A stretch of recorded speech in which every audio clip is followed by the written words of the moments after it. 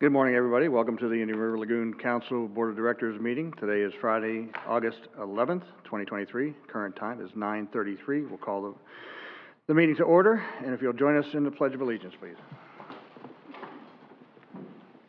I pledge allegiance to the flag of the United States of America and to the republic for which it stands, one nation, under God, indivisible, with liberty and justice for all.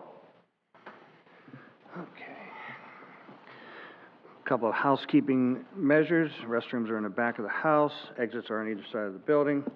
And if you have your cell phone, please silence it or put it on vibrate at least. And for council members, remember that your microphone needs to be on for them to hear it and for those at home to hear it as well. So we will start with the introduction of council members. We are still a new derivative of the NEP, and so I thought we would take a moment and introduce ourselves and talk about who we represent and anything else you want to share. So, Ms. Libby Pigman's in the house, so let's start with you as our guest, and thank you for coming. Thank you. Good morning. I'm Libby Pigman. I am here on behalf of South Florida Water Management District, and I serve as the External Affairs Director for South Florida Water Management District. Good morning and thank you. Good morning. I'm Aaron Watkins. I represent the Florida Department of Environmental Protection, and my role, I'm District Director in Central District Regulatory. Good to be here. Great. Thank you, Aaron. Good morning. I'm Rob Feltner. I'm a County Commissioner in Brevard County. Appreciate being here as well. Thank you. Thank you. Good morning, everybody. Joe Ehrman, Indian River County Commissioner, currently Chairman of the Board of County Commissioners for Indian River, and again, glad to be here. Thank you. Heather? Good morning, everyone. I'm Stacy Hetherington, District 2 Commissioner in Martin County. It's nice to be here. Yeah, I'm Doug Borney. Yeah. Oh, first, see, There that's why goes. we do those housekeeping orders. Green light. I'm Doug Bornick, St. Johns River Water Management District. Thank you. And I am Jeff Brower, Chairman of the Volusia County Council, and glad to serve the people of Volusia County. All right, thank you very much. Doctor, do you want Dwayne DeFries, I'm Executive Director of the IRL Council and Indian River Lagoon National Estuary Program.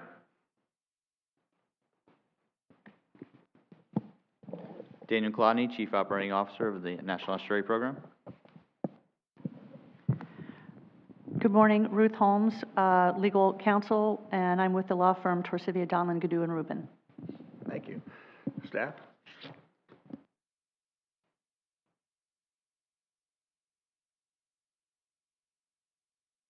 Oh, there we go. Good morning, Jennifer DeMeo, EPA Region 4, out of Atlanta, Georgia. Thank you for having me today. Happy to be here. KJ Ayers-Guerra, GIS IT Data Scientist. We're going to try to do this. Jesse Wales, Northern Community Engagement Coordinator. Heather Stapleton, Central Community Engagement Coordinator. Kalita Scott, Southern Community Engagement Coordinator. Aaron Bergman, Administrative Coordinator. Wow, full house today. Thank you. Thank you, everybody. Mr. Chair, not quite a full house. You'll notice our Deputy Director, Kathy Hill, is not here. Right. She sends her regrets, but she is up north getting married. Oh, so God we bless send her. her, all of our congratulations. Yay. It's going to happen tomorrow. All right. I have a few folks I'd like to recognize. Again, Libby Pigman is here. Thank you for joining us. We appreciate your time. And on behalf of the Indian River Lagoon Council, I want to thank Jackie Thurlipish for her time joining us and her investment in South Florida Water Management District. And Adam Blaylock is here. There he is, and he'll be presenting a little later on. He's Secretary of the Ecosystem Restoration, Florida Department of Environmental Protection. Jennifer introduced herself earlier. It's always good to see you here in town. And of course, Brian Benton, the new interim director, city manager, of the city of Sebastian. Congratulations. All right, thank you. All right, let's go ahead and take a look at the agenda. If there are any revisions, it looks like I have some appointments, 3 replacements. We're going to add to the consent agenda Dr. Emily Ralston from FIT to the STEM AC and it replaces Dr. Kevin Johnson. Of course, Brian Benton, the City of Sebastian, to the Management Board, replaces Brian Carlisle. And Jenny White, FWC, to the Management Board, who replaces Julie Mitchell. So that will be a revision to the consent agenda. All right, resolutions, recognition letters, did you have anything? No resolutions. Okay. All right, we'll move on to public comment. Anyone wishing to address the National Estuary Council? Good morning, sir. If you'll just announce who you are and share your thoughts.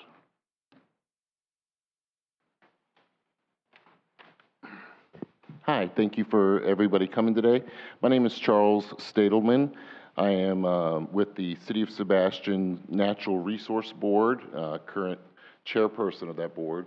We're a 7-member board appointed by the City Council from the City of Sebastian, currently working on issues, everything relating from clean water to transportation issues, low impact development, everything that you're doing.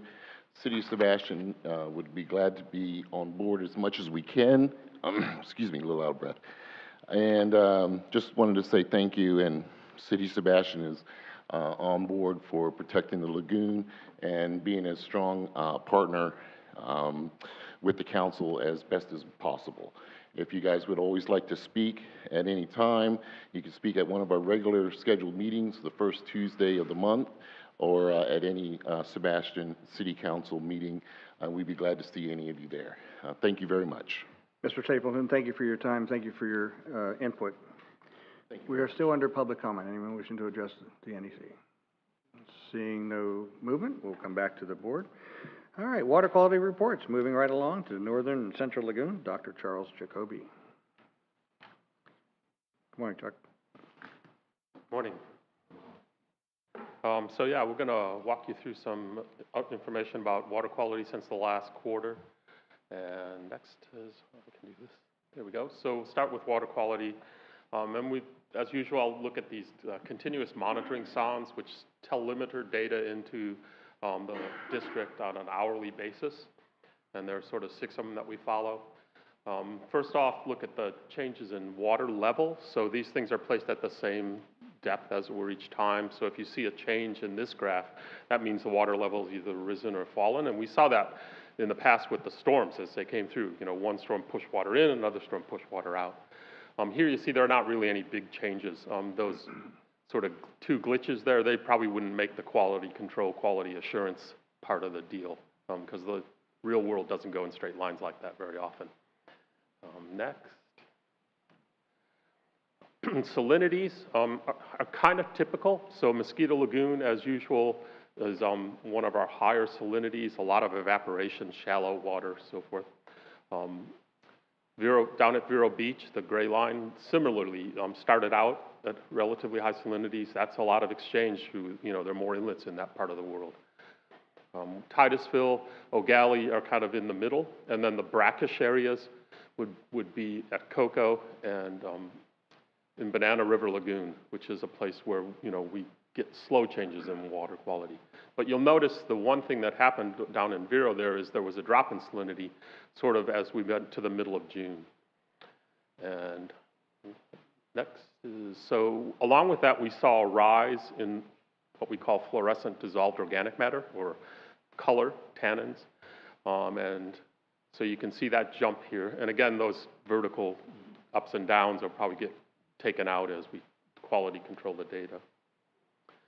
And the thing that seems to have driven that is obviously the rainfall. So, you know, June and July rainfall were much higher than we'd seen up until that time. So you're seeing this push of fresh water coming in through the canals and other sources.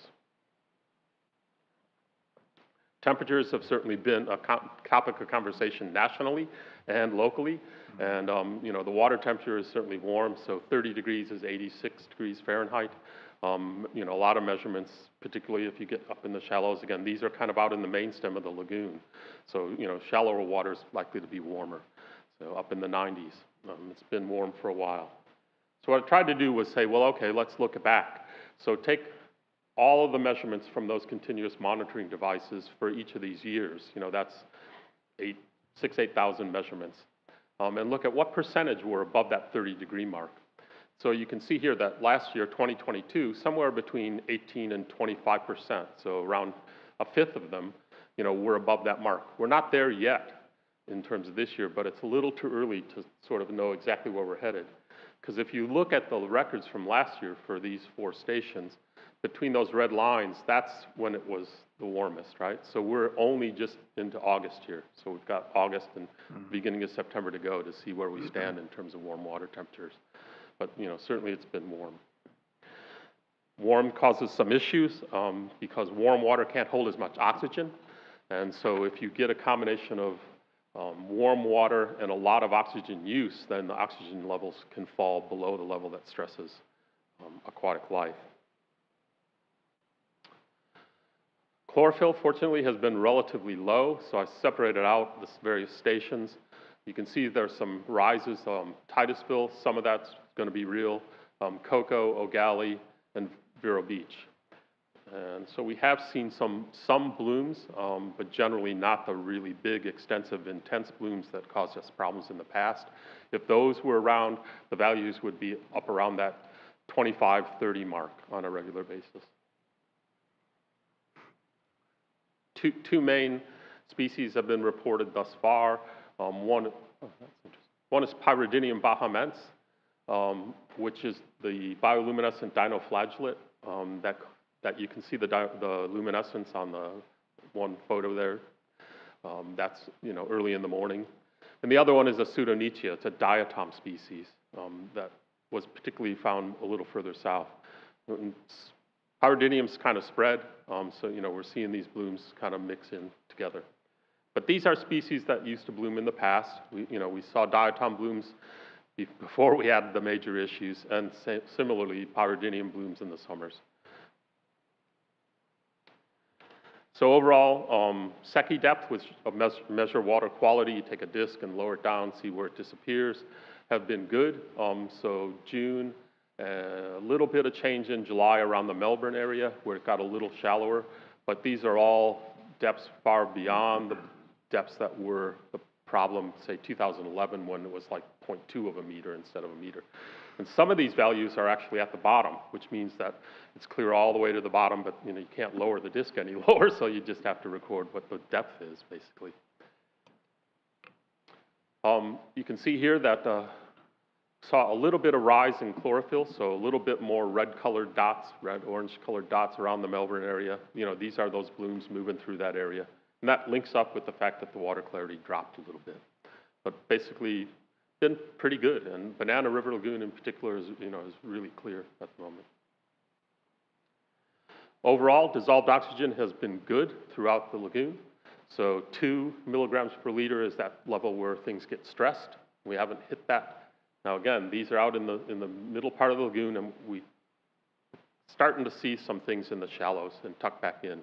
So we have some fish kills reported, and they've been spreading a little bit. They're not major fish kills like the 2016 one, but we are seeing some fish that are being stressed. So a combination of the heat, and if these blooms are in there using oxygen at night, the oxygen levels will fall for a period of time that stresses the fish. So I wanted to take you on a little tour of what we've seen with seagrasses over the last quarter.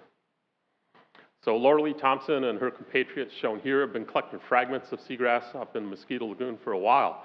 And they send them over to Sea and Shoreline, who grow them out and then bring them back and replant them. But the folks at the district also on the right-hand side there found on the top is a male flower, in the middle is a female flower, and at the bottom is a developing fruit. And this is of Haloduli rhytii, which is the dominant seagrass that we see in that north and central part of the lagoon. And so this produces the fruit and the seed inside of it. And that's one of the ways that seagrasses reproduce. Now, we haven't seen a lot of this in Haloduli. It's not known to be a really dominant seed producer, but at least this shows us that it does produce seeds here. Yes, Stacy? Sorry. So I just attended a conference for AWRA and they did a presentation on the extreme high water temps and how they impact the corals and the bleaching. I was curious, does the seagrass get impacted by those same high water temps, or is it much more resilient than the corals? I would say it's more resilient. It can be impacted by high water temperatures, but thus far in the lagoon, for the species that we really haven't seen what I would call a real single temperature effect. So seagrasses, if they get enough light, can cope with a lot of conditions that are a little less than optimal. Lower salinities, higher temperatures, even lower temperatures, as long as they have enough light. If you get this combination of low light and another stress, that's probably the one that'll give them the most trouble. Interesting. Thank you. So looking up in mosquito particularly, all the dark areas that you see in the photographs, the white circle is the NASA weather station. So you just get some orientation here. So one, is looking south, one's looking north. But all that dark area is seagrass up there.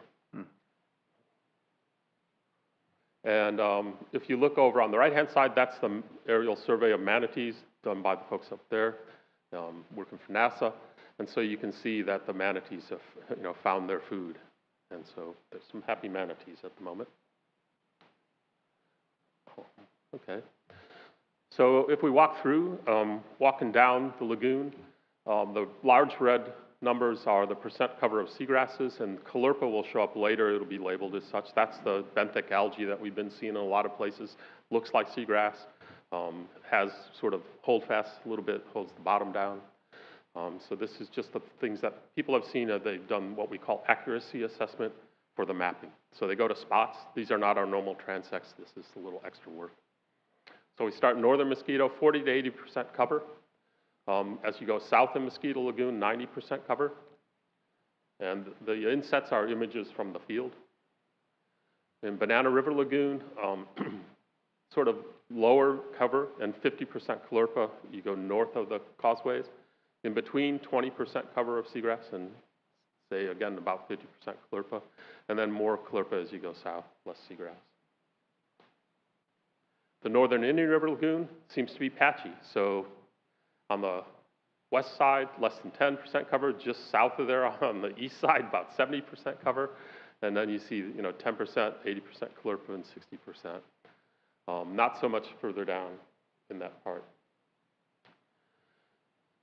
When you go a little further south, what we call the north central, 5% covered, probably maximum, and a fair bit of Caulerpa still remaining, 50 to 80% in some cases.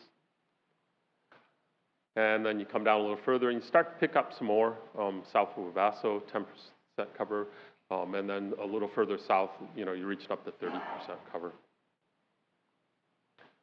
And I'm happy to take questions. Any questions of Dr. Jacoby? No? Well, it's nice to see some seagrass coming back. That's good. All right, thank you. Next item will be the Southern Lagoon with Dr. Melanie Parker, South Florida Water Management District. Hey, I am not Dr. Melanie I Parker, can see but that. I am stepping in for her and reading her report. All right, then.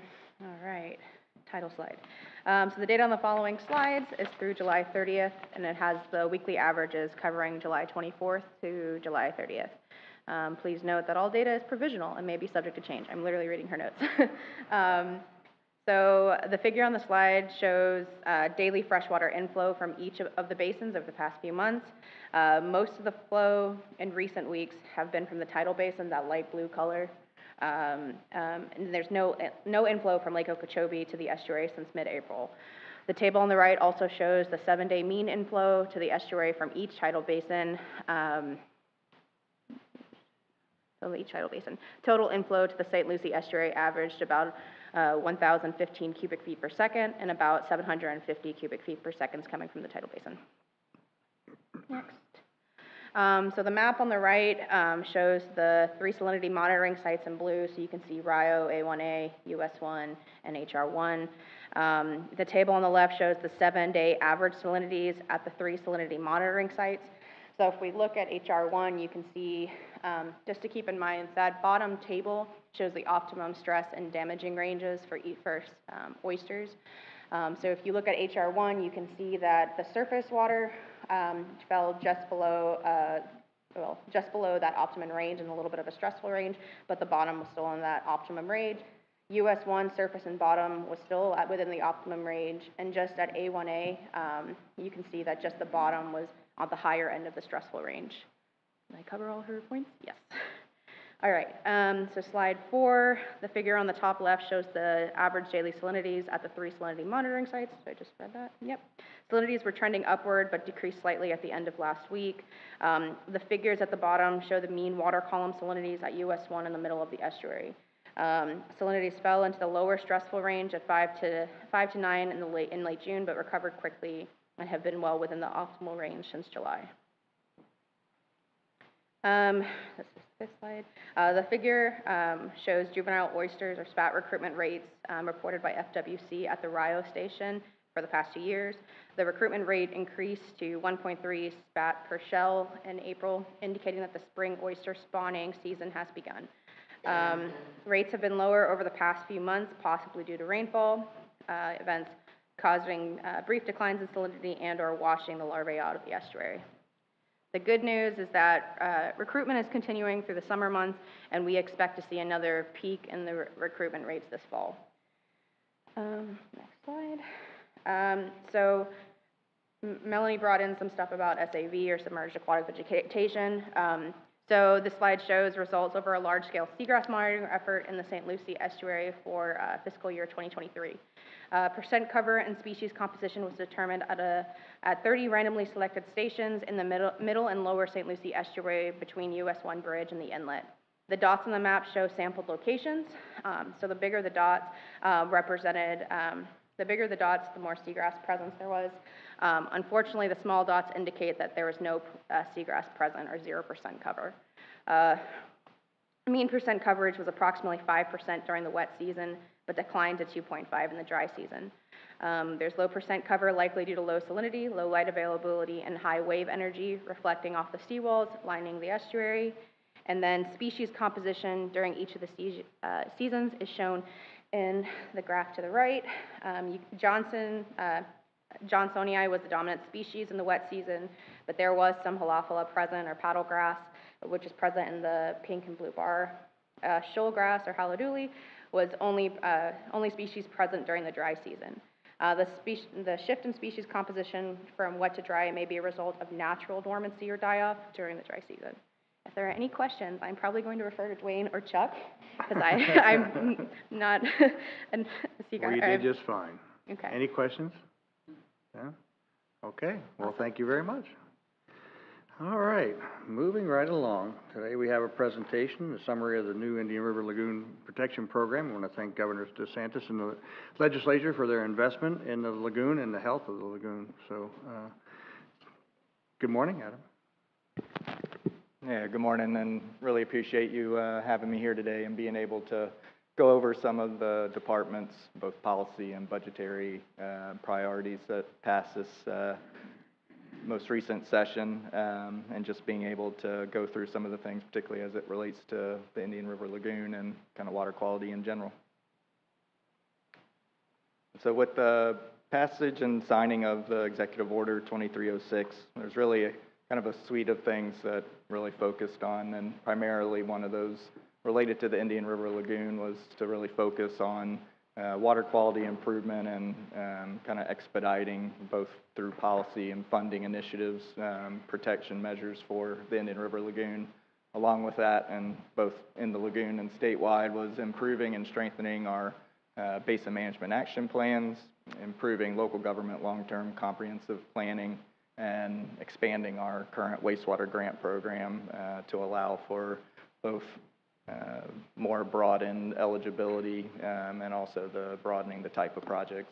The wastewater grant program is now the water quality grant program, and I'll go into a little bit of what all that entails in the presentation. And so we developed and pushed for HB 1379, which is kind of implemented all of these provisions that were within the executive order. And so first off, the 1379 established the Indian River Lagoon Protection Program and was kind of modeled off the Northern Everglades Protection Program, or the NEEP BMAP, which I know Ms. Pigman's very familiar with, and has been, just a way of taking a large watershed that has, a lot of different dynamics similar to the Indian River Lagoon and multiple BMAPs, kind of incorporating that into a single program. And so the Indian River Protection Program basically incorporates the area that makes up the Banana River Lagoon Basin Management Action Plan, the Central and Northern Indian River Lagoon BMAP areas, and the Mosquito Lagoon Reasonable Assurance Plan. And part of the things we did specifically in this area was to require that these BMAPs get evaluated and updated every 5 years, so we're continually to incorporate new information and data projects, and being able to see water quality trends and really focus in on, making sure that our BMAPs remain up to date and are seeing progress, or if not seeing progress, being able to really identify, why that is occurring. And then we also requiring that these BMAPs have 5-year milestones. So one of the things, and we actually did this for all of our BMAPs in the legislation, but we have BMAPs that are in 10, 15, 20-year planning horizons, but there's not really a kind of check-in periodically in the past where you could really evaluate and make sure that water quality improvement is happening throughout that planning horizon, because you don't want to get to the end of 20 years and then not have achieved your goal. And having these 5-year milestones, along with other things that we've required in 1379, will really allow us to set kind of a path forward of getting from point A to point B, and making sure that when we get to the end of that planning horizon, we know that the water quality goals and criteria will be met. And then lastly was, working with stakeholders, particularly the National Estuary Program, water management districts, local governments, to identify projects and work with getting those projects funded and picking projects that are going to really achieve the necessary nutrient load reductions. And along with, establishing kind of the planning area, looking at projects, we really want to expand upon and bring together water quality monitoring. And so creating a comprehensive water research and water quality monitoring program within the lagoon.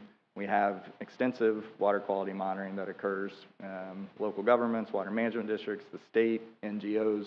What we've really found, and as I've worked with my staff and kind of understanding, we have all this data, but where do you go to see it? Like, I mean, particularly with the most recent fish kill, trying to be like, all right, well, what's causing that? It's like, we know that there's continuous monitoring in DO, but you have to figure out, all right, who's monitoring at this location and where is that data being held? And so we've had initial meetings with stakeholders, water management districts, and all the entities that are collecting this data to really try to start figuring out, how can we create kind of a centralized platform to bring all that data together so that policymakers, the public, scientists can see and really just be able to get a clear picture of the health of the lagoon. And so we're continuing to have those conversations and work with our department staff and seeing, how can we bring all of that data together, identify data gaps, so we can fund and establish additional monitoring criteria or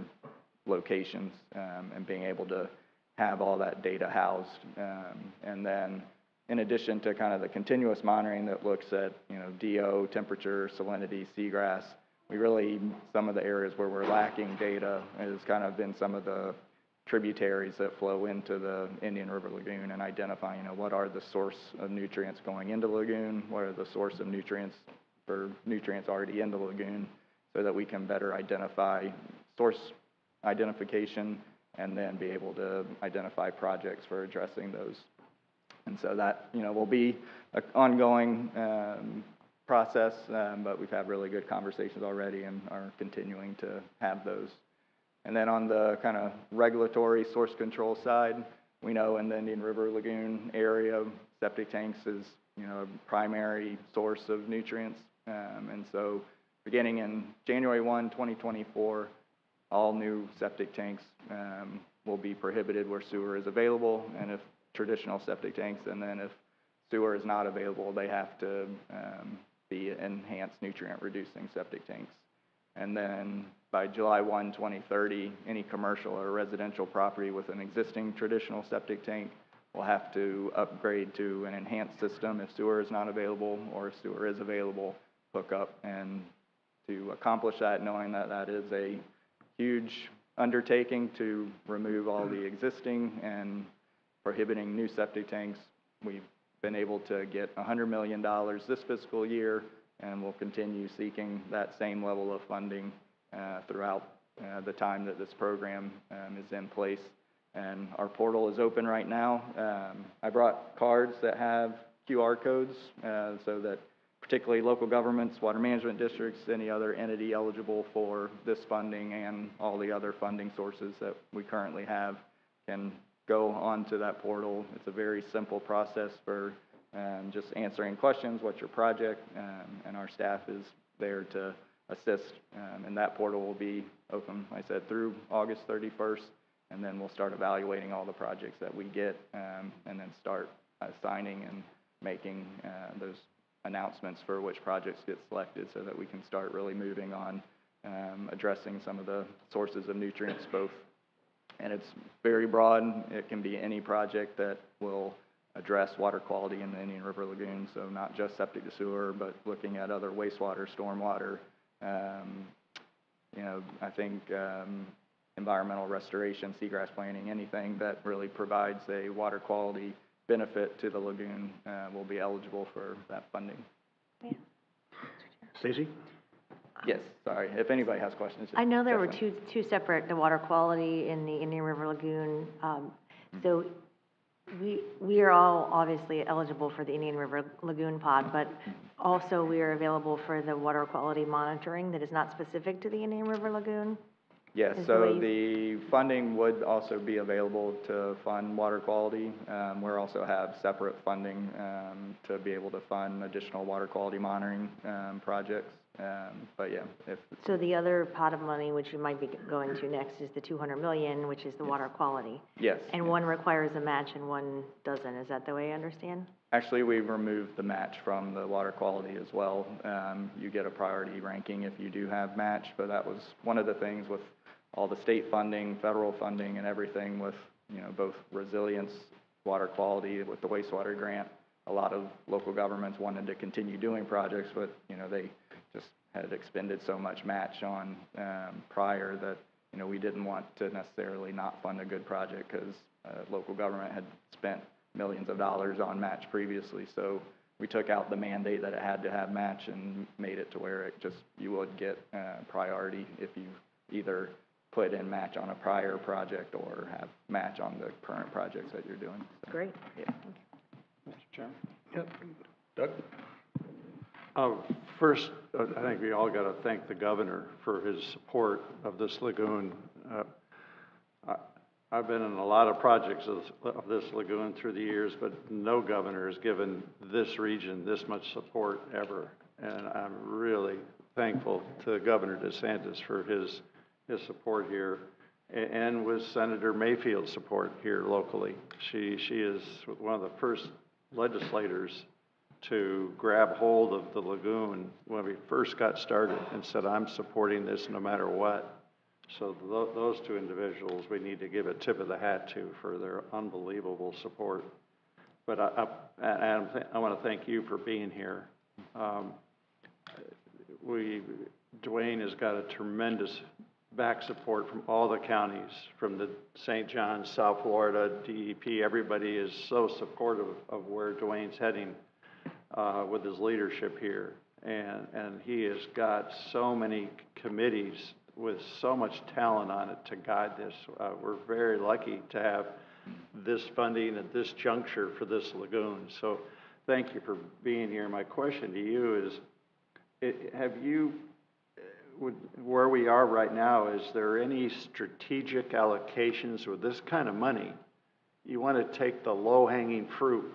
What are the no-brainers? And the committees here know that, and Dwayne's staff knows really that. And I was curious, have you gotten to that point of deciding that?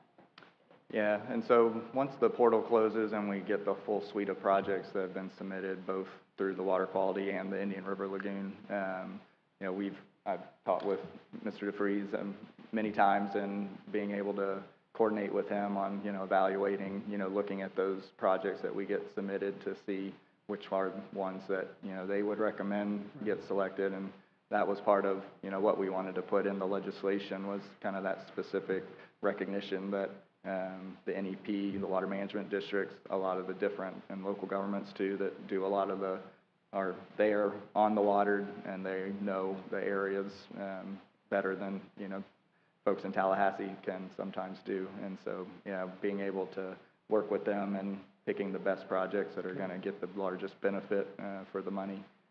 So that'll be part of the process.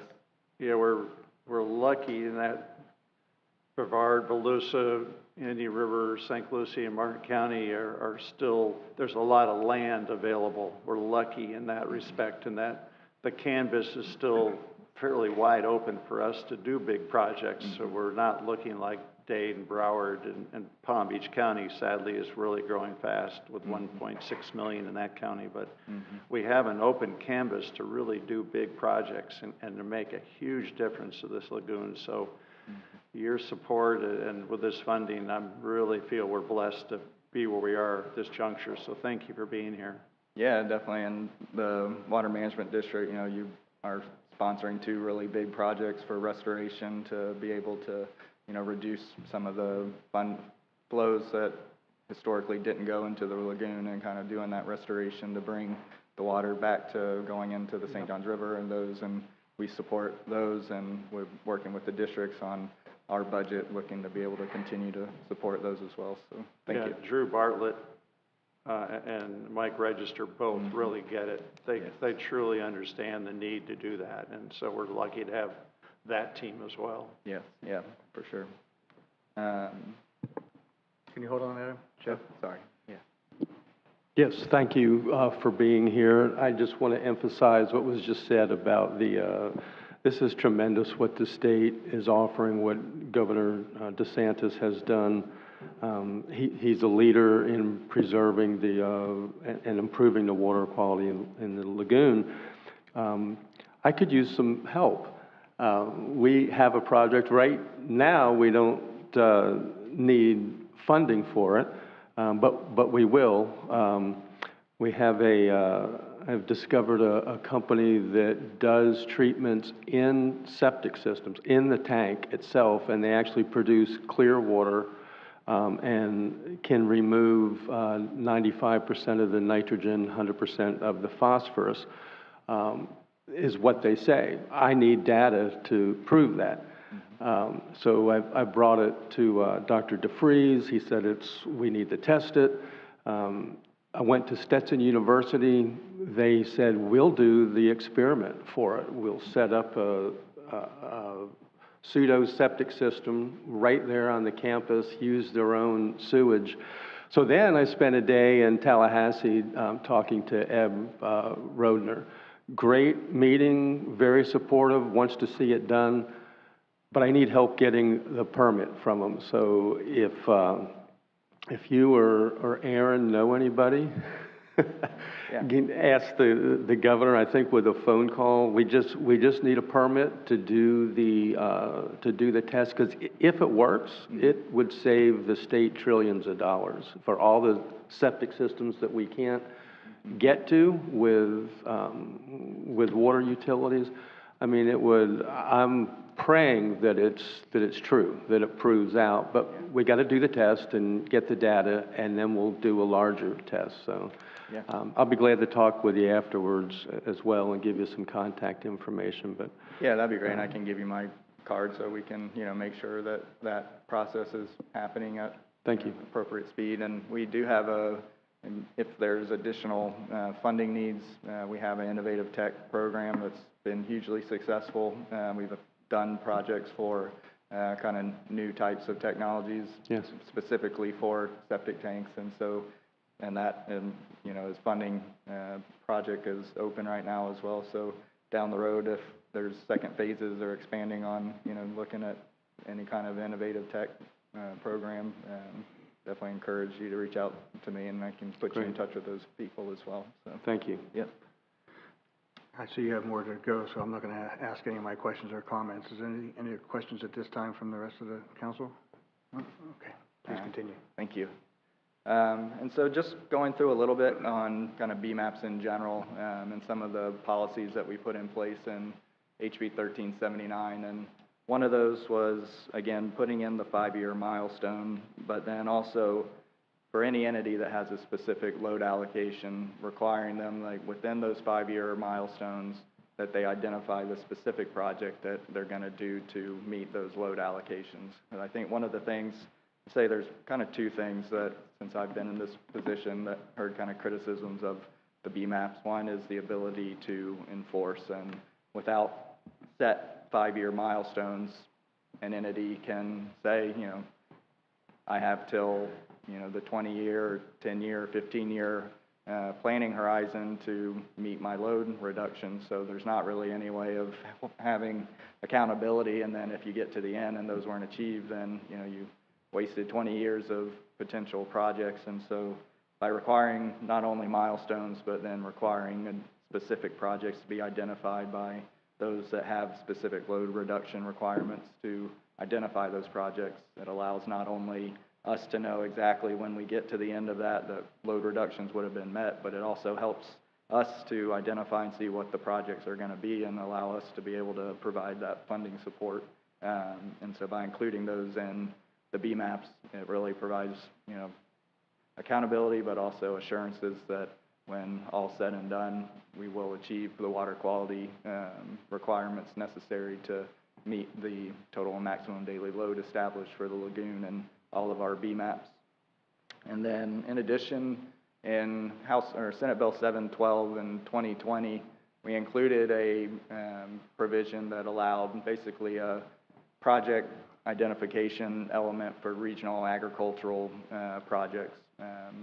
Not so much in the Indian River Lagoon. In the Central Indian River Lagoon BMAP, there's a little bit higher level of nutrient loading attributed to agriculture, but in a lot of our Springs BMAPs and other BMAPs in more rural areas, we know that agriculture is one of the primary sources, and they're implementing BMPs and doing what's necessary to do what they can to reduce nutrients.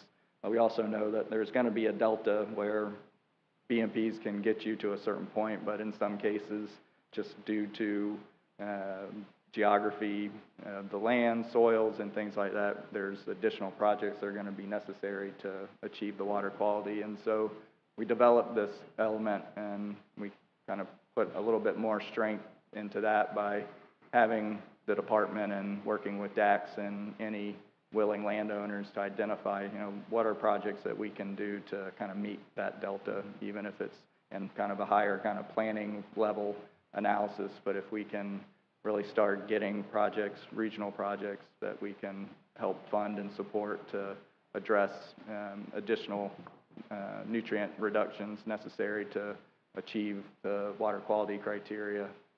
So that's something that would be incorporated into our BMAPs, and then we specifically allowed or specifically provided that these type of projects qualify for the water quality grant program to kind of give the financial incentives to have landowners come to us and seek potential projects that could be done on their land.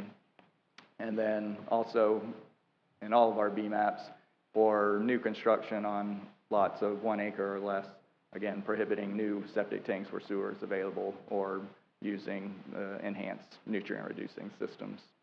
And then lastly, statewide by 2033, all wastewater facilities that discharge directly to an impaired water body will be required to upgrade to AWT. It's not as large of a universe as you would think, given with Senate Bill 64 kind of doing a lot to eliminate and requiring only beneficial discharges, but there are utilities, particularly in some of our areas, that we really want to be able to, if you're having that direct discharge of wastewater into an impaired water body, that you're meeting your being upgraded AWT, and a lot of utilities in those areas are going to be doing that anyway, because a lot of times that's what's going to be necessary to meet load reduction requirements in BMAPs. But a good thing, I think, across the board to try to really address some of the wastewater issues that we see in some of our impaired water bodies. And so improving comprehensive planning was something that, we had worked with DEO on, and really this was not to require or do anything to mandate or restrict growth or getting to local governments' planning authorities, but really just to put things in there so that local governments, as they're looking at development and approving development, are just looking at, what is their infrastructure, trying to incentivize the planning of smart growth and having infrastructure, because we've had some occasions where, we're spending tens of millions of dollars in a location to remove septic tanks and improve water quality, and then you get a neighborhood that is allowed to be developed with new septic tanks, and it's kind of, I hate to say banging your head against the wall, but it's so, and it's not to require or do anything, but really just if you are having a development of 50 acres or more, taking and looking out 10 years and seeing what is the wastewater utility capacity that would be necessary to eventually get those septic tanks hooked up to sewer, and just kind of making planning and water quality go hand in hand as development is continuing. And then also requiring, so if you have the specific load allocations and you're required to identify specific projects, incorporating and including those projects into your capital improvement plan within the comp plan, so they're there, and it allows for local governments to kind of plan through what is going to be needed moving forward to achieve the BMAP requirements, and just kind of putting a ability to prioritize those. And so those are two kind of just initial components and that we wanted to try to do to incentivize planning, and as you're looking at growth, to also, looking at how that could impact water quality. Adam, you said 50 acres, and on your slide it says 50 lots, because there's a big difference. I'm sorry, 50 lots. I just want to make sure that yes, that's, yes. it's 50 lots, if it's 50 acres, that's one thing, but 50 Yes, lots sorry, is a yes. much smaller, neighborhood, basically. Yes. So, okay. Yeah. Thank you. And lastly, and this is really to get to the water quality grant program. So we had the wastewater grant program that was established in Senate Bill 712, had tremendous amount of projects and funding go to that. But one of the things that we heard was, and we recognize in a lot of our BMAPs and impaired water bodies in general, wastewater isn't the only issue. There's, stormwater, urban fertilizer runoff, agriculture, things that we didn't want to not be able to assist local governments and other stakeholders in funding projects. And also there's water bodies that we know are impaired. They may be on our priority list for establishing TMDLs and BMAPs, but if you weren't in a BMAP or a reasonable assurance plan, you weren't eligible. And so we wanted to broaden that program to, one, allow it to be applicable wherever there's a impaired water body, but then also expanding the types of projects and looking at being able to address, the full suite of sources of nutrients. And then that funding, we were able to get $200 million for that this year, and we'll continue to seek an additional $200 million next year. That program is tied to dock stamp revenue, so it already automatically gets, roughly, depending on the annual dock stamp revenues, $110 to $120 million. So last year, we were able to get the dock stamp revenue, and then the legislature to appropriate an additional amount to get the $200 million. So that's another grant that the portal's currently open with, and really excited to have that source of funding. And so it would be eligible also for the Indian River Lagoon, but any area of the state where there's impaired waterways. And so, like I said, our portal is open. We have a tremendous amount of funding available. Like I said, I'll leave these here for anyone in the audience or there, take with you, give out, and it has a QR code that takes you directly to our website where the portal can be done, and then happy to answer any additional questions. But thank you again for allowing me to be here. Sorry. Can you go, Adam, can you go back one slide to, one more? Yeah, wastewater facility upgrades. Chuck can probably speak to this better than I can, but at the St. John's, up in the St. John's, we take in 82% of the biosolids produced in the peninsula of Florida into our 17 counties. And as hard as we worked to work environmentally with our funding, we do get to do better things.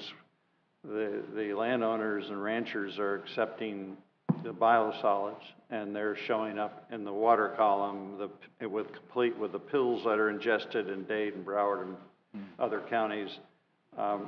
We're seeing that. So the wastewater facility upgrades, to me, are probably the most important thing you can do, is to nuke that water there before the biosolids get spread somewhere else in the peninsula of Florida, because it's just being passed on to somebody else. And then the gray water, I'm a golfer, so I've golfed all over the East Coast, wherever I'm asked to. By the way, if anybody has a membership, I have clubs I travel.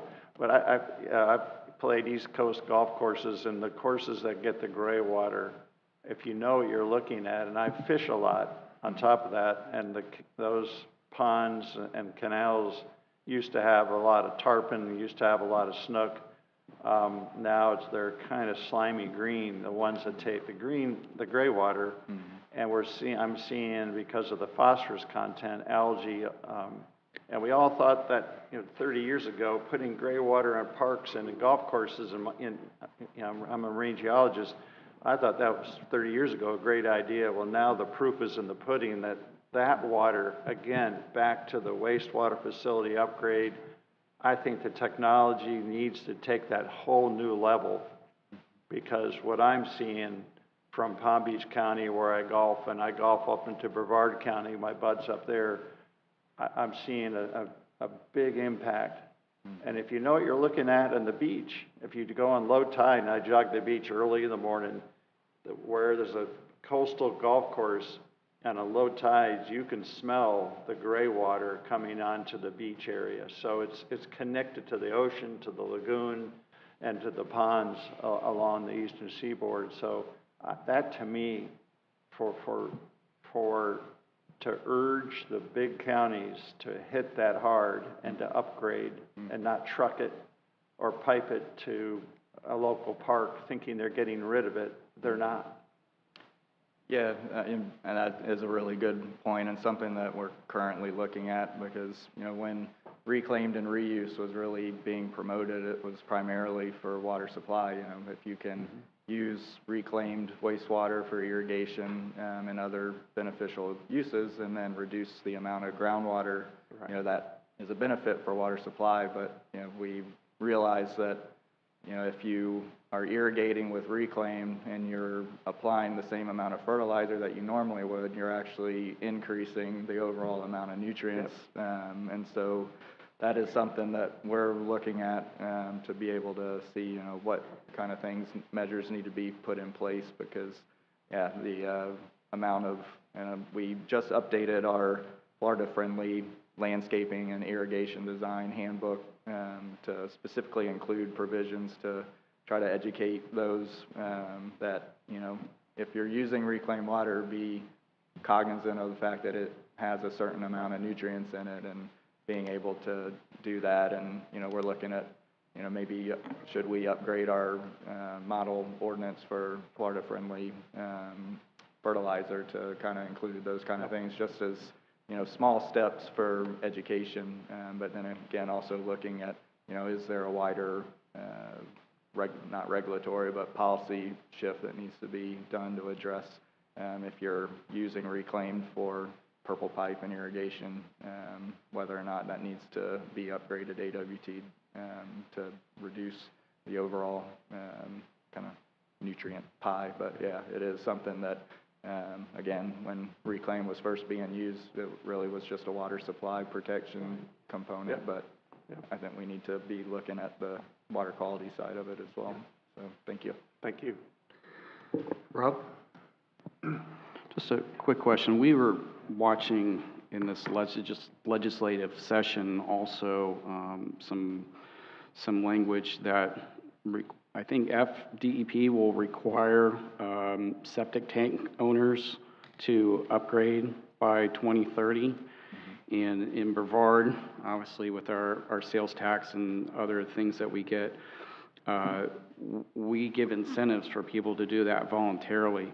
So tell me how local government will force people to upgrade who already have a state permit for the system that they have today.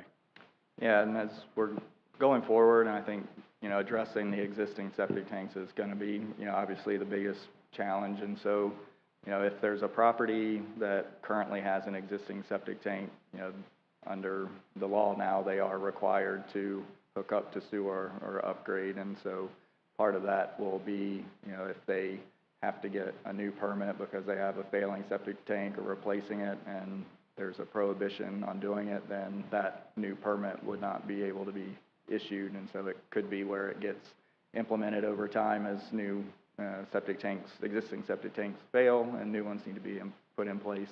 But yeah, as this starts getting implemented, working with the department and the local governments that'll be responsible, and property owners who will be responsible for implementing that, is something that we know we'll need some continued coordination with. Can I just follow up? Sure. 2030 is an aggressive schedule. So just in being pragmatic, what if the infrastructure is, and we're talking a lot of infrastructure, what if it's not there for septic to sewer conversion by 2030? Yeah, and that's, we put in that provision that hooking up to septic or hooking up to sewer if sewer is available, and then if not, they would just replace the existing traditional septic tank with an enhanced nutrient reducing septic tank in those situations where infrastructure is not available. It will have to be a situation where they have to replace because the existing system is failing. But I mean, that would be one way, but I mean, under the law, when they get to that point, if a property owner hasn't done it, they would be in violation of the statute. Okay, thanks. Any other questions? Jeff? Just a quick question. What is the state of the science that you're seeing right now as far as the leading contributor to pollution in the lagoon? Is it fertilizer, stormwater runoff, septic systems, or lightning? Yeah, I mean, I think septic systems are the largest along with stormwater.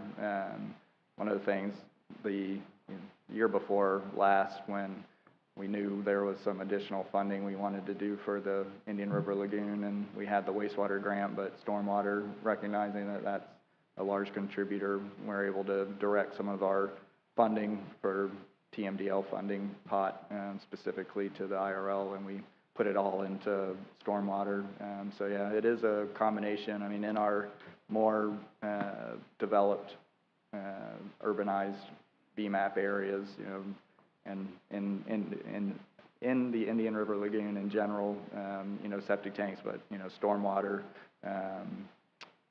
and also just runoff from urban fertilizer. You have a lot of properties that border the lagoon in small acres or small lots, a lot of green grass. There's fertilizer, and trying to reduce through education and ordinances to, try to apply new fertilizer, when it's needed, and also at times when it would not have as much of an impact on surface waters. So. Anybody else? There's a lot to unpack here. Yeah. And for my colleagues here, the unfortunate part is I've been here for a little while, from the early beginnings of the 5-county collaborative to the new NEP and the council. And so a lot of the things that you've presented, number one, first I want to again, congratulate and thank the governor for having the wherewithal and to understand how valuable the lagoon is for the economics of the state, quite frankly, and the legislature for buying in and being able to provide the support for the funding. I think that's incredibly important. The one challenge that I see, though, we're having conflicting information. On one side, each of the counties that sit here, their predecessors moved forward with the fertilizer ban. Now, I want to make sure that this is understood, that the ban is not a ban. It is, but it isn't, meaning that fertilizer, the slow-release fertilizer is what was indicated prior to season. Because if you were using the spray-on fertilizer, it sprays on, and in a storm it runs off. So the idea for it was to actually have a long-term slow-release fertilizer that could be actually, managing the turf grass and whatever else, ornamentals, et cetera. And to reduce the use and the discharge of nutrients, or as one commissioner used to say, contaminants, Ed. So that being said, there's conflicting information, and since the conversation has turned recently to the fertilizer ban being set aside, I understand we'll take a year and relook at that. But the one thing that the citizens have said, what's the fastest way, what's the cheapest way, what's the most efficient way to remove chemicals / nutrients from the system? Don't put it in, right? So we're spending hundreds of millions of dollars, billions of dollars. So that's a conflict that the citizens are having, and I get a lot of that because I've been doing this for 30 years as a private citizen and 15 as a commissioner. And so that's a challenge. My question on that is how, from the BMAP standpoint, counties were getting, cities and municipalities were getting credits in the BMAP for reduction of contaminants or nutrients in the system, and fertilizer is one. Even dog waste is considered as an increment. How does that then affect our BMAP presentation for each of our counties and municipalities?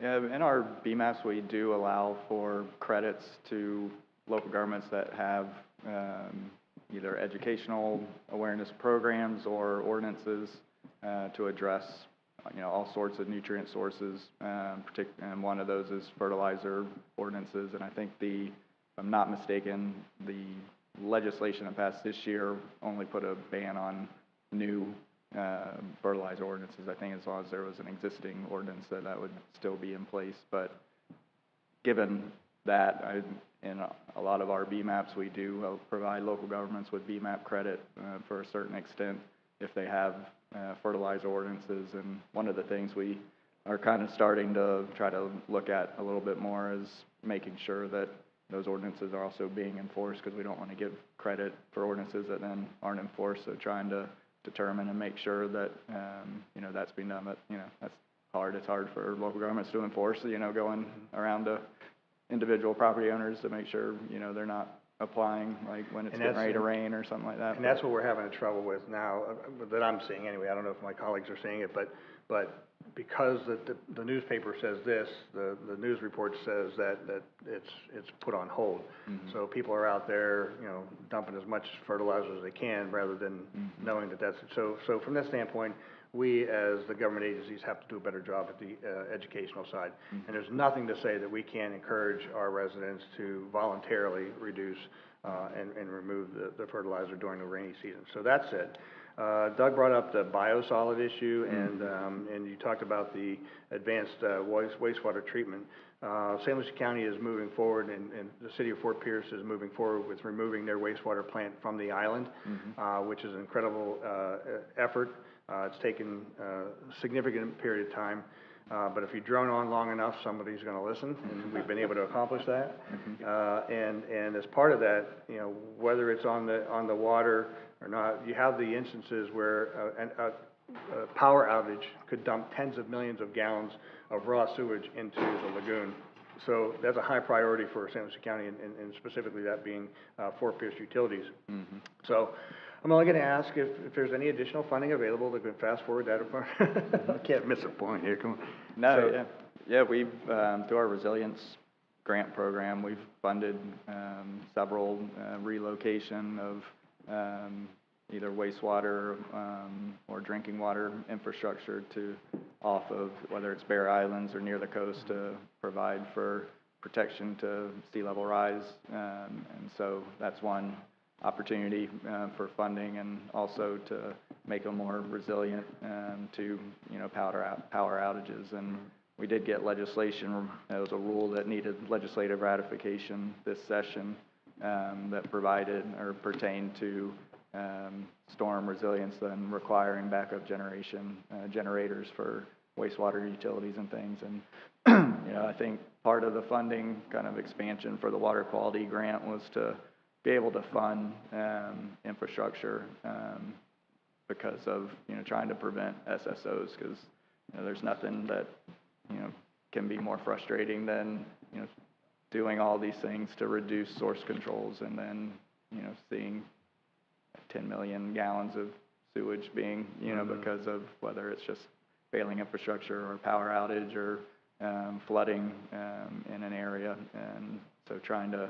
prevent that from happening as much as possible, is something that falls both on the local governments, but then being able to provide the additional funding assistance to be able to prevent those is another aspect of our grant program that we wanted to be able to address. Well, we appreciate that, and certainly Fort Pierce Utility is going to be knocking again, but we already got $5 million, but it's a heavy lift, as you know. Mm-hmm. So to the biosolids, has the state contemplated stopping land-applied biosolids? Because I think that's a first easy effort.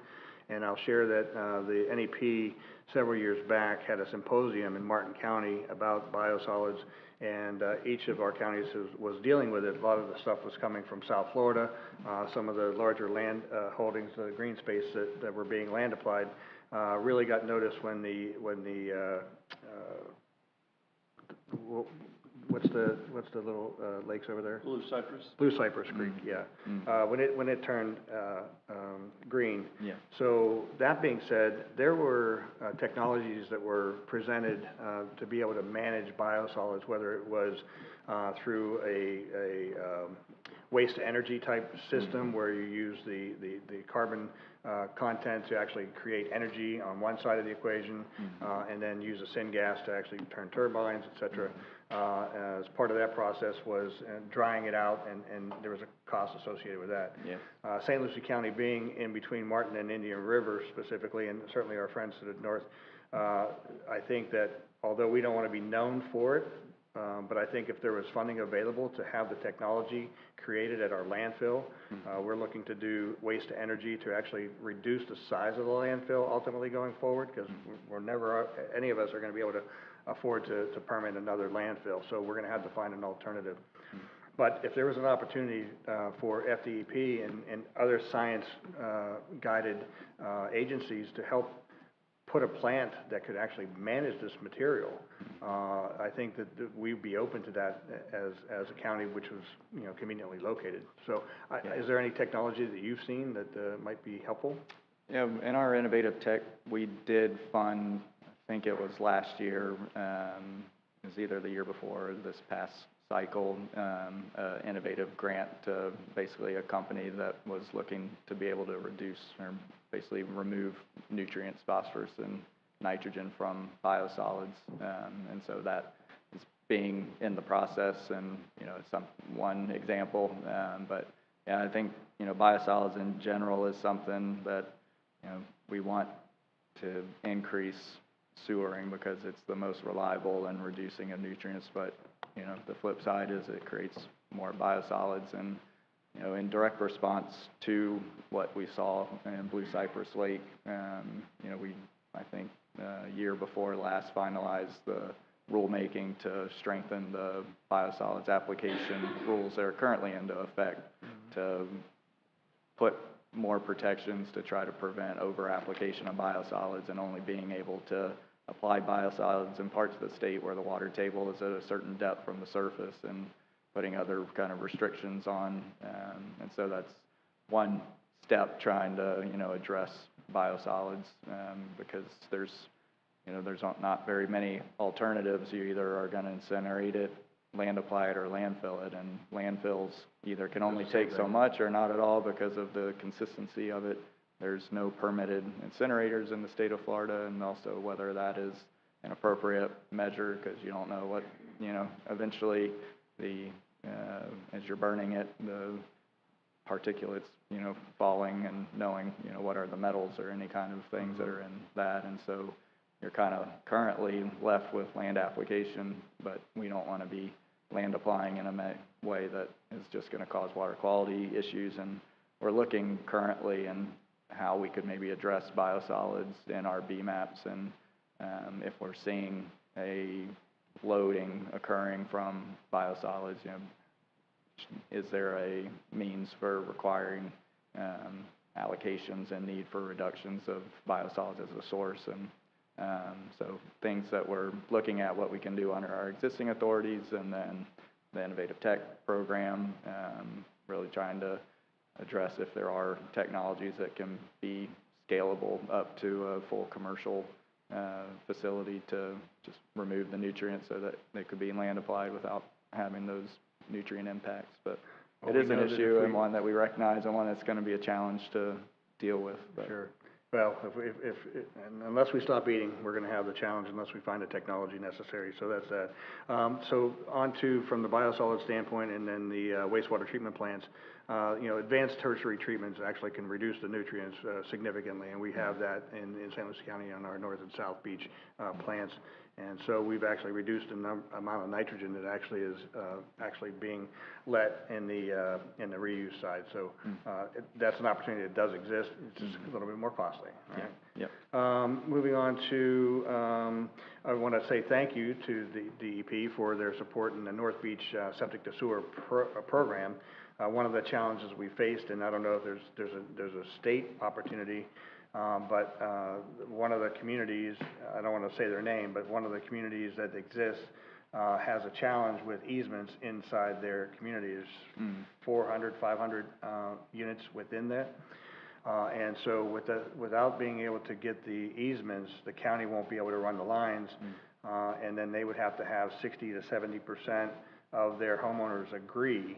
So I don't know if there's a legal opportunity to move that forward somehow that gives the HOA some ability to give us permission to go in there. They would then be the only septic tanks left on North Beach, on Hutchinson Island, right along the Lagoon, that would still be on septic because we couldn't get in there.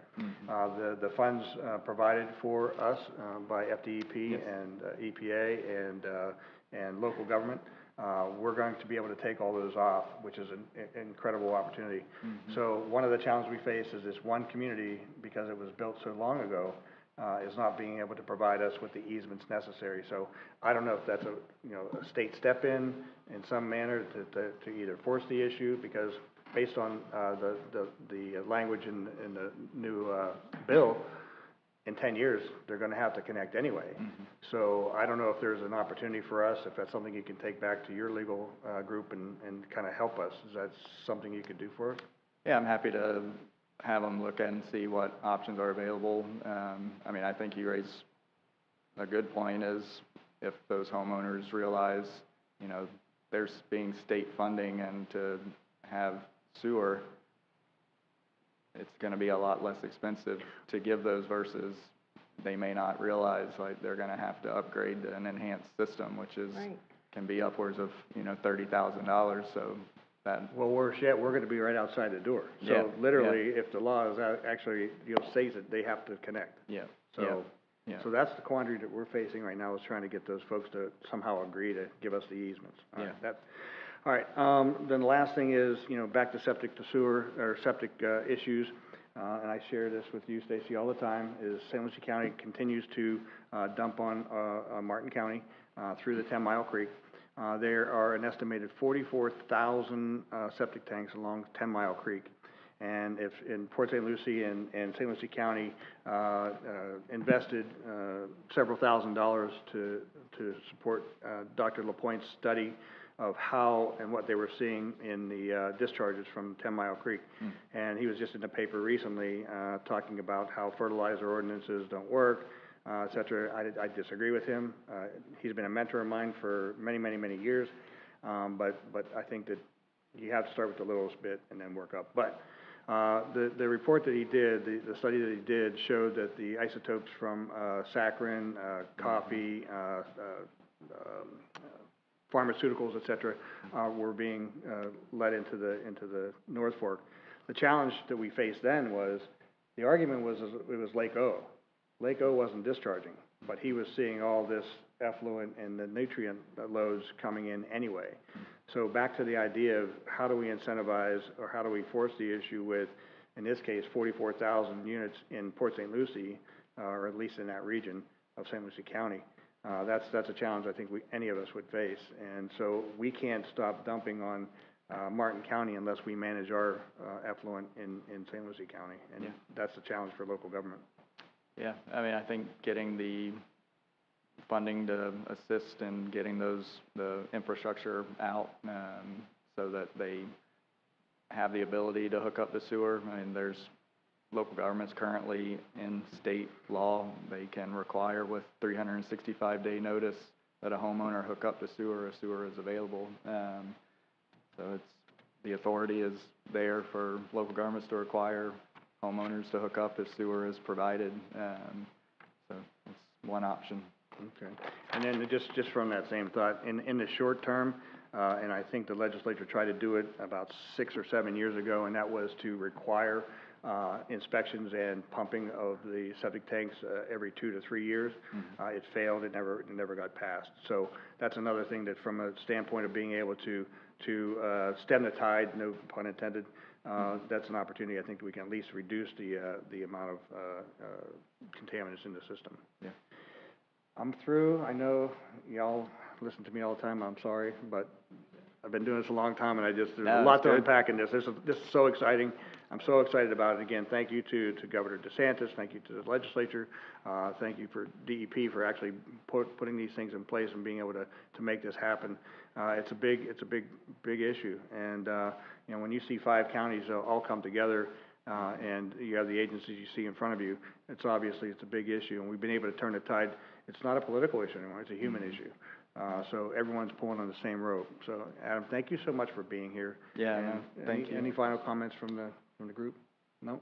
Okay. I'll leave the business cards too, and I mean, anybody feel free to reach out to me as we're going forward. If there's any other issues, questions, assistance that we can provide, we're happy to do it. So I appreciate you allowing me to come and provide the information on what we have currently going on. And yeah, we've had really good relationships over the last several years with our grant programs with all of these local governments. And so we're hoping we see a lot of projects submitted and when the portal closes, and so we can start getting money out the door and projects underway. So thank you very much. I really appreciate it. You said August 30th. Is there an extension period? Because since they just got passed in July, is there an opportunity to extend that time?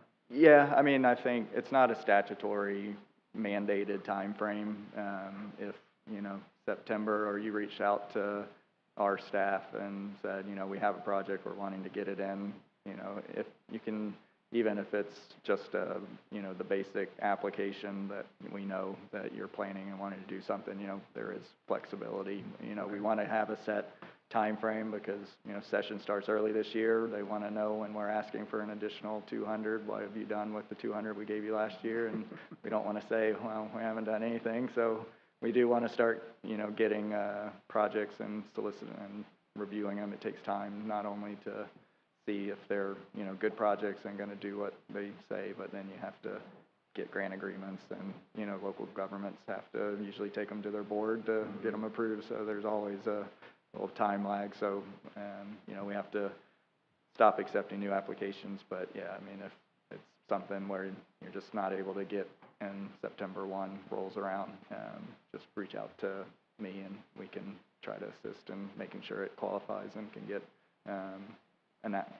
you know, taken under consideration. Sounds great. Thank you so much, Adam. Appreciate you. All right, moving right along. Management, oh, sorry. I just want to clarify how we see the role of the NEP and council in partnering with DEP and the state on this exciting effort. And so we're getting a lot of phone calls about, number one, is the NEP going to, you know, be an applicant for these dollars? And we spend a lot of time with staff asking ourselves the question, where can we help best? And so we are not going to apply Unless something comes up between now and the 31st that looks like a unique opportunity that only we can do, because we do not want to compete with our cities, your county, all of our partners. And so where we are serving right now is number one, and Adam, thank you for being here. This is going to help us in communicating some of the details. A lot of inquiries about, should I put this in?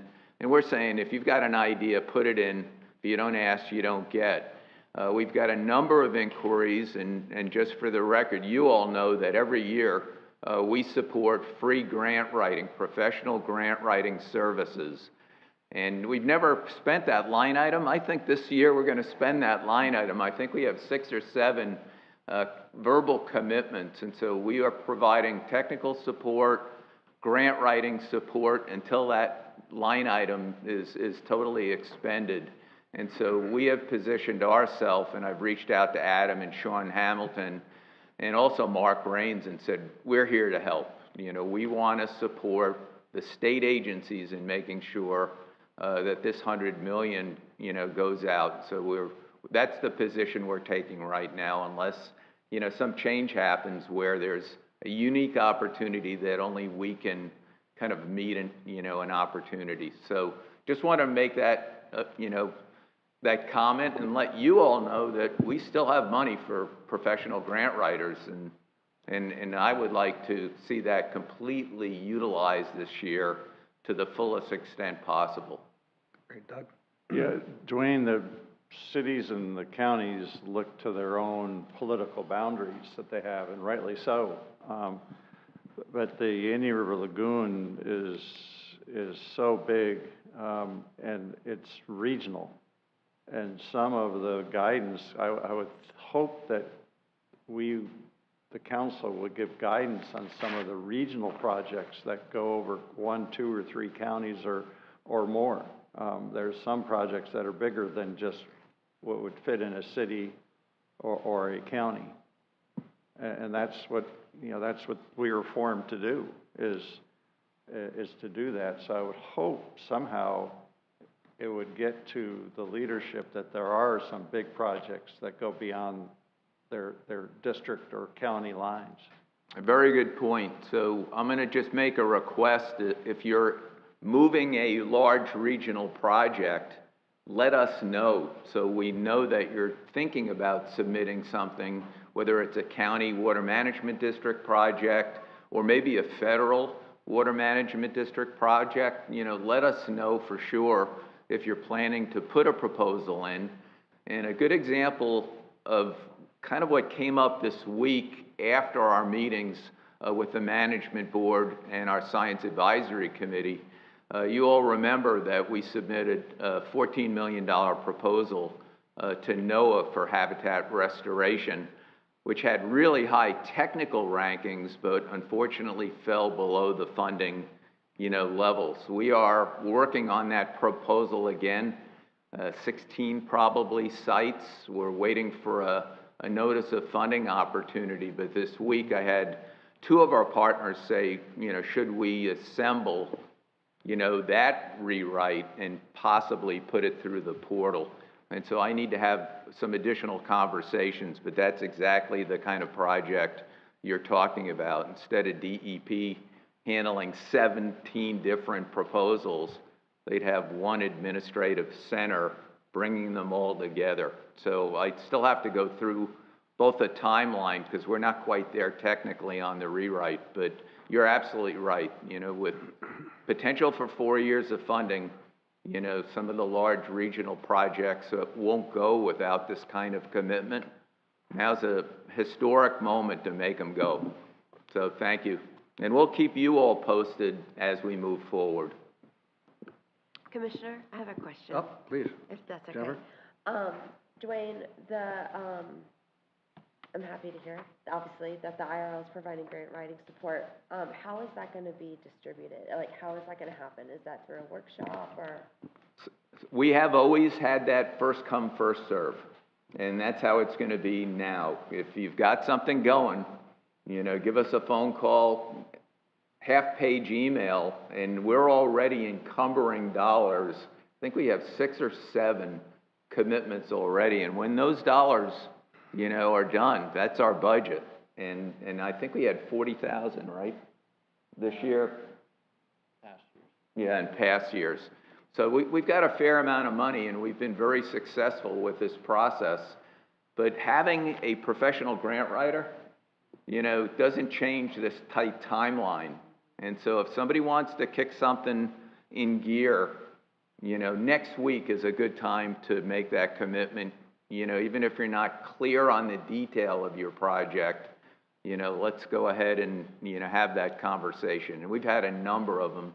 Talked to every single county. I think I've talked to 4 cities. And so number one, the good news is I think you're going to have more proposals than $100 million pretty quick. But, there's a lot of work to do between now and the 31st. So that's how we're going to move this. First come, first serve. And when we're out of money, we're out of money. I would definitely encourage anyone and everyone to use the IRL NEP to do that. I mean, you guys have reviewed so many proposals. I mean, you know what a good proposal looks like. You know how, all the different components of it. So I think that's just a great function for the IRL NEP to help support, what this is. So I think that's great. Okay, thank you. All right, we'll move on to the Management Conference Committee reports. It looks like Tom's in the house. He's coming forward. Good morning. Good morning, Mr. Chair, honorable council members, staff, and distinguished guests. Tom Carey, Management Board Chair. The Management Board met at Up the Creek Farms on Tuesday, August 28, 2023. 28 persons signed in as members and 9 on the guest sheet. As is our custom, we went around the room and did introductions. We welcomed hopeful new member, Brian Benton, interim city manager from Sebastian. We also had an elected official sit in our meeting. That was Mayor Diesel Depew from the city of Edgewater. So we were glad to have Mr. Mayor in the house. The Management Board heard a presentation from Dr. Austin Fox on impacts of glyphosate on seagrass growth and nutrient recycling. The Management Board accepted the Finance Subcommittee report. The Management Board also recommends approval of your agenda items 11B, FY 2024 Bill Work Plan, 11C, FY 2024 and 2025 RFPs, 11D, FY 2023 Final Budget Amendment Resolution 23-04, 11E, FY 2024 Final Budget Amendment Resolution 2305, and 11F, the resolution to support the Water Management District's proposing hydrologic reconnection of the Central and South Florida Flood Control Project. During our final comments, board members and staff shared about upcoming cleanups on and around the IRL, specifically those that are going to be occurring during the International Coastal Cleanup, which is September 16th this year. We began our meeting at 10:17 and concluded right just after 1 o'clock. And that concludes my report, Mr. Chairman. Okay, any questions? All right, thank you, Tom. You're welcome. All right, STEM Advisory Committee. Dr. Jacoby, coming back. Chuck Jacoby, St. Johns River Water Management District, and the chair of the STEM Advisory Committee. Before I get into this report, so just a little bit more in terms of Doug's question, Chris Creston. We are talking with the DEP, particularly about how to make best use of the data that we have. And so those discussions have gotten underway and are ongoing. So that's good news. And then the district also has received funding and is working on a study of biosolids. So trying to take a look at, how it actually behaves and what's its fate in the field. Looking again for potential management levers to deal with it in field, as well as gathering data on treatment before you apply it. So some of that's ongoing. Great. Okay, so we likewise heard about the results of the small grant dealing with glyphosate, again, which pointed out the fact that, glyphosate as a toxin for seagrasses, is a highly unlikely situation in the lagoon because of the concentrations that we find. In fact, they couldn't find that direct effect at much, much higher concentrations, 1,000 times plus. But glyphosate also releases phosphate. That's part of its composition. So as it breaks down, the phosphate goes into the water column. That's a source of phosphorus for phytoplankton, things like that. So they did see some effects there. So we have these, two things to look at. The debate said, okay, that's all short-term information. That's good to know, the acute effects, as we might call them. But there was concerns about chronic effects and, so forth and so on. So we realized that there were a lot of questions left to answer. That we'll come back to again at the end of my report. So we recommended moving forward with the bipartisan infrastructure law work plan, the habitat restoration RFP, the community habitat restoration RFP, the priority communities RFP, small grant RFP, FY 2023 budget amendment, the FY 2024 budget, and the resolution regarding the reconnection of the two districts. When it came to the RFPs for the water quality and the science and innovation, there was a request that there be consideration of shifting some funding from the water quality into the science and innovation. And I won't go into a lot of the reasons, but I'll try to use an analogy to kind of give you the underpinnings of where this thinking comes from. So it's kind of like family finances. You want to feed, clothe, and house the family today, you need to do that. That's Project's done a great job of moving that forward here. But you also probably want to think about investing in the future for college educations and weddings and your own retirement. And that's the part I think people are asking for some consideration. They'd like to see that more explicitly brought to the table. So that's where that's going. And I'm happy to answer any questions. All right, any questions? No? All right, thank you, Chuck. All right, Citizens Advisory, he's actually here? No fishing today? Too hot. Great. Thank you for having me. First, on behalf of the Citizens Advisory Committee, thank you for your participation and your service. And Dwayne, to your staff, guys, you're wonderful to us. When we have our meetings, they're great. The information we get is spectacular, so thank you. We had our meeting yesterday. We had 5 attendees. We didn't have a quorum. Normally we do. First day of school, possibly one of the reasons for that. And we had some guests attend. Under old business, I think this was a really important portion of the meeting yesterday. We've been working for some time, but the committee discussed a webinar workshop for grant writing. And the goal is to optimize the quality of the future grants submitted in by smaller organizations. What the tendency has happened in the small grant program, which first off had the mindset we're looking at schools and smaller organizations, they can't write grants. I don't have to tell you about, writing grants. We hire, cities do professional grant writers to get them. Well, a school and so forth is not. So what we want to try to do is have a webinar so that we teach these applicants on how to do a grant. Because small grants, as they might seem to be influential to the millions of dollars that are out there, the glyphosate grant, I think, was a $2,400 grant. Okay? And there was a lady yesterday, Catherine Harris, who got a small grant from us. And to me, this is like pretty amazing. She developed a virtual reality project with the Marine Discovery Center on ocean reefs, where you put the mask on and you go through it. It's like you are right there. And so the small projects like that will help us educate. My thing is we educate the problem. We got to go out there and educate people.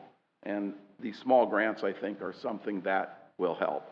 So we've been working on this for some time, and I think it's really important that we do it so that we don't lose schools and so forth not getting these projects. The committee also recommended that council approve some new business items. We recommend the EPA bill work plan, and we had a thorough discussion on the FY 24-25 request for proposals. And we recommend also to transfer 100,000 from water quality to science and innovation. And we recommend all staff suggested changes to the RFPs. We recommend the FY23 final budget amendment and the FY24 final budget. And we also recommend a resolution in support of the Water Management District hydrologic reconnection of Central and South Florida floodplain project.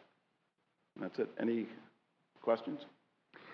For the record, your name? Frank Catino. Because nobody knows you. That's good. You're, That's all right. That's the kind of the way I want it, you know? So, thanks, Frank. Appreciate it. Any Thank questions? All right, thank you very much. You know, and he brought up the floodplain, and Doug, you have some input on that last comment on the projects that are suggesting to come forward with connecting the St. John's. Yeah, do we want to do this here? No. We have an agenda item coming. Okay. Yeah, we'll we'll wait till then. Okay, very good.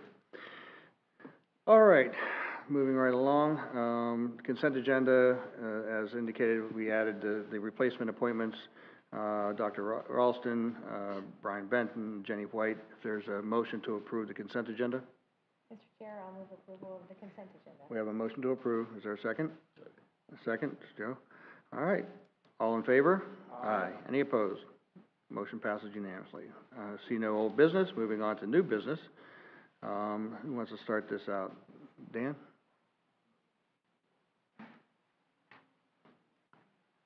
The good news is it's a clean audit, right? I'd like to introduce Yvonne Claiborne from Carr, Riggs & Ingram to do our... Mr. Chair, you missed consent agenda.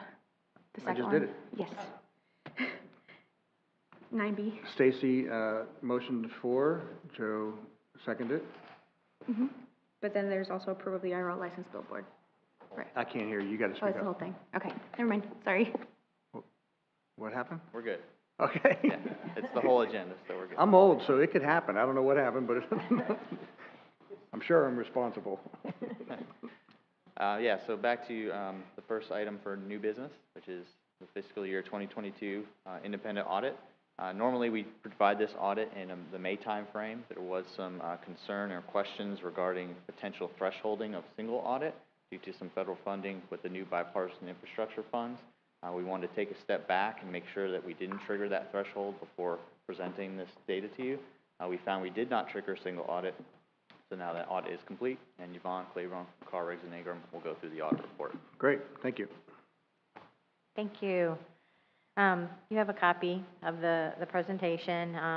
Again, it's September 30. Well, again, Yvonne Claiborne. I'm an audit partner with Carr, Riggs & Ingram in Melbourne, Florida.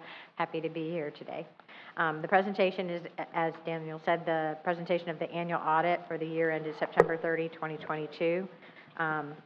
Your components of your report package, you have an introductory section, the financial section, which contains the auditor's report and the management's discussion and analysis. Also includes the financial statements and those note disclosures and the required supplementary information. In the back, you also have a compliance report that's required because you're required to have what's called a yellow book audit or an audit under government auditing standards by state statutes. That'll include that report on internal control and on compliance. On the auditor's report on page 3, again, it'll state that the audit was performed in accordance with government auditing standards. The report this year has a lot more wording to it, and it starts with the opinion as opposed to starting with responsibilities and moving to the opinion. The opinion is an unmodified opinion, which is the highest level of audit assurance you can receive, which basically says your financial statements are presented in all material respects in accordance with generally accepted accounting principles. The statement of net position, which is on page 15, utilizes the full accrual accounting. So it's the basis of accounting you would most likely see in a business. That provides for an unrestricted net position of $1.9 million, which means the board sitting before me has that opportunity to look at that $1.9 million and either set it aside as reserves for contingencies or to use it to further the programs. You have a restricted net position of $442,000 approximately, which is already earmarked by a third party for what it's designated to be used for. The statement of net position, which is commonly known as the balance sheet, I always want to point out the net pension liability. In the government world, you have things called deferred inflows and deferred outflows. And related to your pension liabilities, I like to tell people those deferred inflows and outflows are really there for the pension purposes, to stabilize the financial statement effect of market swings and changes in assumptions that throw your pension liability either way up or way down. You may remember last year your pension liability was down because the market was doing really well. This year, the pension liability is way up because the market did not perform as well. But if you notice, you had an increase of $283,000 in the pension. I'm sorry, of $283,000. But your deferred outflows decreased by $29,000, and your deferred inflows decreased by $265,000. So the net effect of all of those together when they hit your income statement, for lack of a better word, is only $47,000. And again, that's that stabilization effect. That deferred outflow works kind of like a prepaid item, and it gets expensed over time. The deferred inflows is kind of an unearned revenue, and that'll get reduce your pension expense over time. Your fund financial statements, those start on page 17. That's the same method of accounting you're going to see when you see your budget versus actual report. So when Daniel presents to you any budget amendments, those are presented using what they call the modified accrual basis of accounting. Under that method of accounting, you have unrestricted unassigned fund balance of $2.2 million. Again, that's what the board has to work with. That's an increase of $434,000 over the year. And restricted fund balance of $442,000, which is a decrease of $15,000. And restricted fund balances, I like to tell you, they're kind of like special revenue funds. The restricted fund balances, you want those to go down. You don't want restricted fund balances to grow because that means you're not spending money that was provided to you for a specific purpose. So the idea is get those restricted funds out into the program as quickly as possible. The financial condition assessment, we have to perform that every year. It's required by the Florida Auditor General. They provide a template, and it has trend data for the council, but it also compares you to benchmark entities, which you don't have a ton of benchmark entities, but it looks for entities of similar size and of type operationals. That benchmark data is a year behind, and I will tell you that entities are recovering from COVID at different paces. So the benchmark data is kind of a little squirrely. And again, we looked for the factors that applied to your entity. There were 7 favorable, 3 inconclusive, and 3 unfavorable. And again, the overall conclusion is inconclusive. I will tell you that probably 90% of the clients we're dealing with right now are sitting in the inconclusive range, again, because of the way that the benchmarks are all over the place with people recovering at different rates after COVID. So that's nothing to be alarmed about. There wasn't anything in that assessment that caused us concern. It's fairly typical from what we're seeing. The reports on internal control and compliance starts on page 49. Again, we gain an understanding of your internal controls in order to plan the audit. We're not going to give you an opinion on it, but if we see something during that process, we're going to bring it to your attention. We didn't identify any material weaknesses or significant deficiencies, and we did not identify any instances of non-compliance. There's 2 more reports in there. The management letter, which is required by the Florida Auditor General, starts on page 51. This is additional reporting and testing that's required by the Florida Auditor General.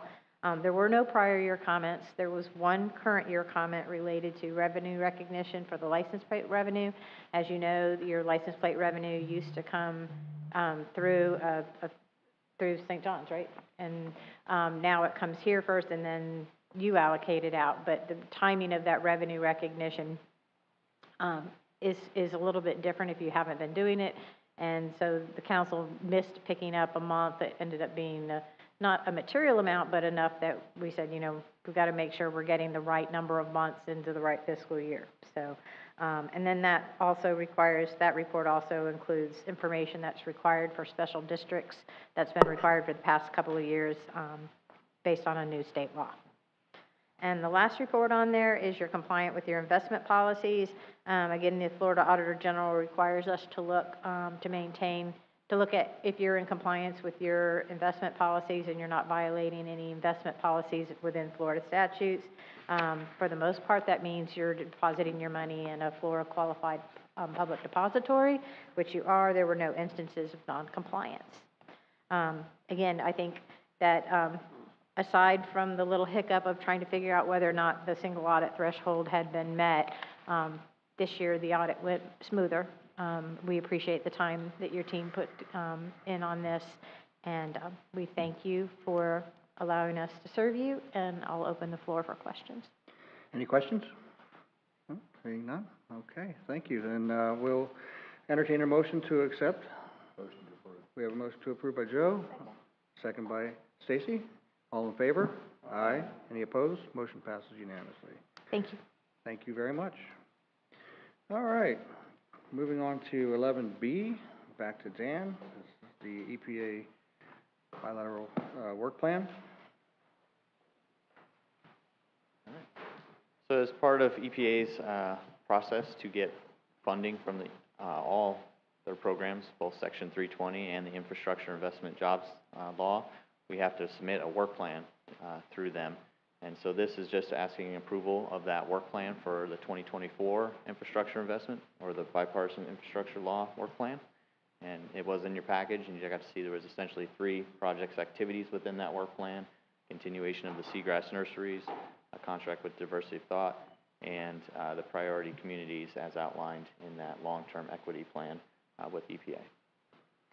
Okay, any questions? No? I'll entertain a motion to approve. Motion to approve. A motion by Joe, a second by Rob. All in favor?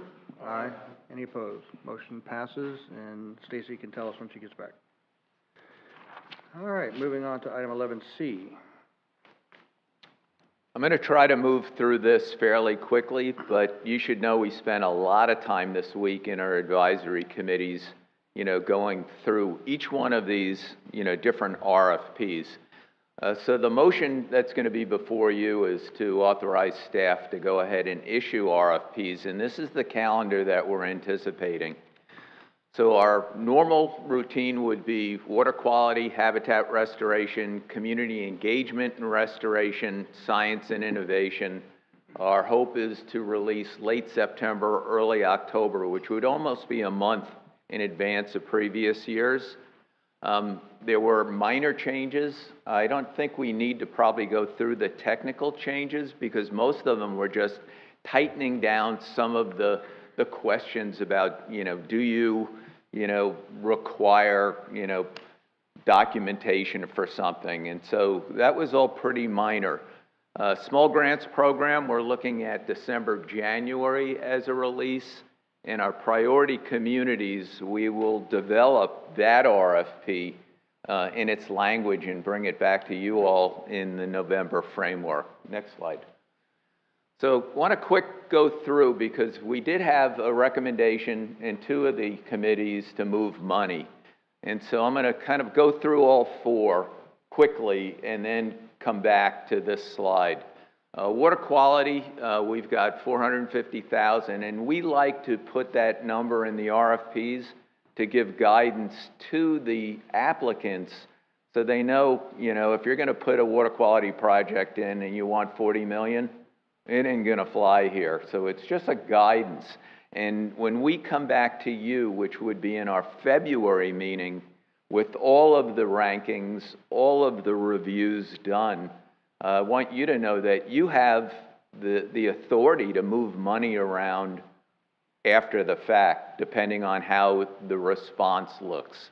One other thing I want to mention before we make any decisions about moving money is you'll notice that in all of these, where we've got some level of match fund requirement. And that's very important for us. Number one, the council has always said, we want our local partners with skin in the game on these proposals. And a lot of this isn't cash, it's in kind. But I do want to at least alert you that I predict, and scientists hate predicting, but with 100 million unmatched in DEP, we might not have a lot of proposals in the water quality because they're really, thinking communities they'll go with the money where they don't have to match. But there's a lot of opportunity for in-kind. So we are, as staff, recommending to continue to hold our match. They can use in-kind, it's not cash. And, when you look at the whole bundle of what's available at the state level, we'll continue our normal process. Under habitat restoration, 150,000 anticipated, and you can see those points. Make sure the teams have expertise, emphasize documentation. One thing that was true in all four categories, in the past, we've kind of really put a lot of pressure on having permits in hand. But because of the long lag on the federal, timeline, what we are going to do is soften that. So they have to have permits on or before October 1 when the contract starts.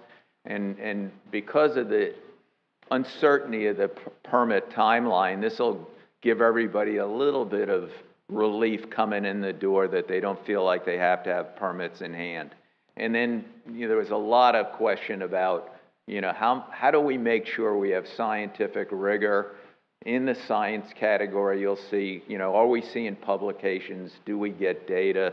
Something that Chair Zadovsky has always said, and we've all agreed on, that, all data that comes to us is open source. It's available to anybody in raw or metadata. Next slide. The next two, community-based, also at 150,000. You can see, two of the recommendations about broadening, beyond habitats to some of the living resources. And in science and innovation, which has always been a challenge and a question every year, about do we have the right amount of funding there? They wanted all pathways, so we will not rank a proposal that's really excellent science but has no application to restoration decisions.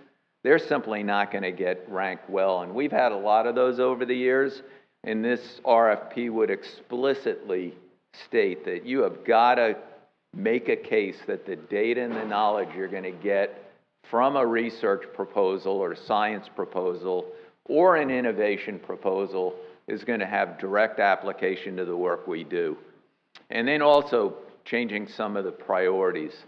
So what you have before you as a decision, besides giving us authority to release, at least with these 4 projects, is this consideration for moving money from water quality, to science and innovation, and how much.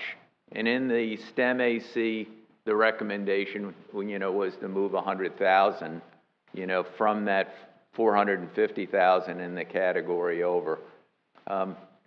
In a way, you have that opportunity at the end, but this would give a little bit of clarity for the applicants. So before you actually take your motion on that, one more slide.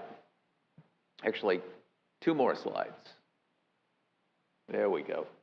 So on the priority communities, we'll come back to you in November, but I wanted you to see what we're anticipating with the federal infrastructure funds, both in 24 and 25. And so that category is going to be a very healthy funding based on the federal guidance for priority categories.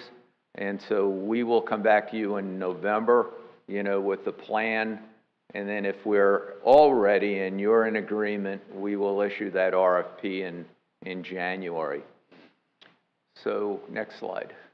And small grants, we're going to try to get that out either December, January. That has been at 25,000. If you remember last year, and you'll see this in the budget summary, there were 3 projects that fell beyond the funding that we had, and your decision was to go ahead and allocate some additional monies to move those 3 projects forward. I think it was around $11,000. So you have a lot of flexibility on the back end, on how we move. So with that said, the request is, before we actually make a motion, is how do you want to move, on allocations of funds? Staff does not have a preference here.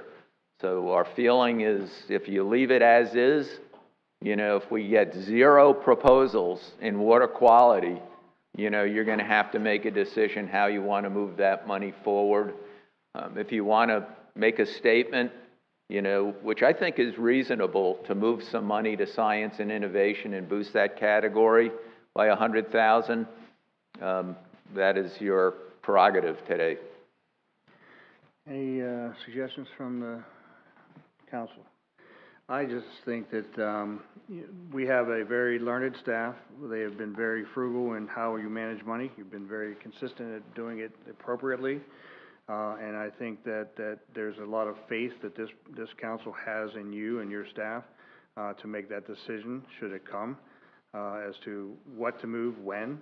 So a motion to provide staff to develop and release the RFPs, giving staff the time and the leeway to move funding from water quality to science as you see fit. Is that something that you could agree to, or is it something that the board would consider? Doug? Yeah.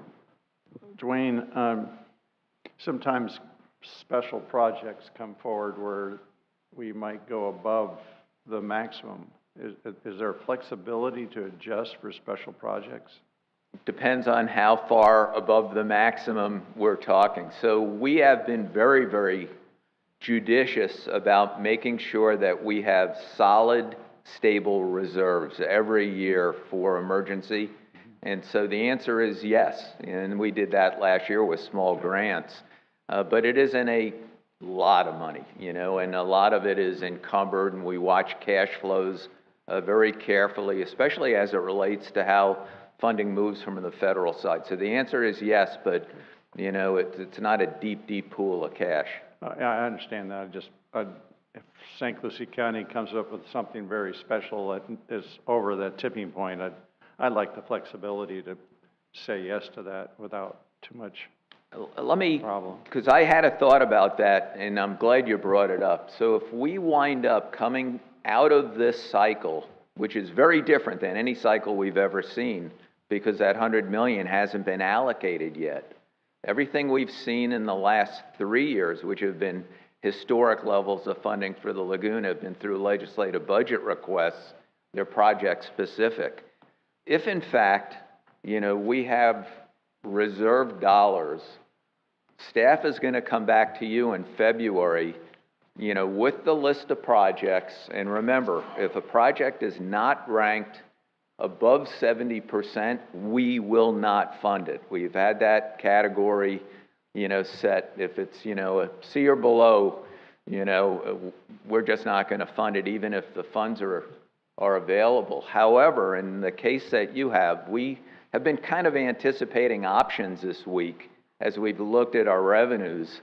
And if we've got sufficient funds, we may come back as staff, and I'll give you a good example and say, we've been wanting for 3 years to fund an economic update that was done in 2016 by the Regional Planning Council.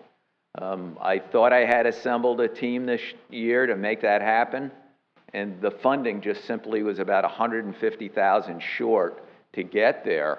If we had that amount of cash, we might come and say, you've got 2 choices as council, and of course this has come through our advisory committees as well. We could say you can either run down the proposals, or we could strategically do a project that everybody agrees should happen, and it's a unique situation. So yes, you have a lot of flexibility, and we really do look carefully at those options before we, come through the management conference into you. But this year, I can't predict, other than, the smart gambler is going to go after that $100 million and not 450, or 350,000. Well. Do you want a recommendation? You know, because I think my staff and I, so this isn't just, you know, give us authority to do it. You know, I think we're all in agreement in respect to our management conference and the fact that they work so hard in their thought process. You know, we had 2 of those committees recommend moving money. You know, one that put a dollar figure on it. You know, our recommendation would be let's move 100,000 from the 450, you know, into science and innovation. You know, it's just a informational piece, and then we'll see what comes through the process. Mr. Chairman, move approval. With the language, the amended language? Yep. Okay, with the dollar figure? So we have a motion by Doug, second by Stacy. Any comments or questions on the item? Hearing none, all in favor? Aye. Any opposed? Motion passes unanimously. Okay. Thank you. Thank you. Moving on to item D, final budget amendment.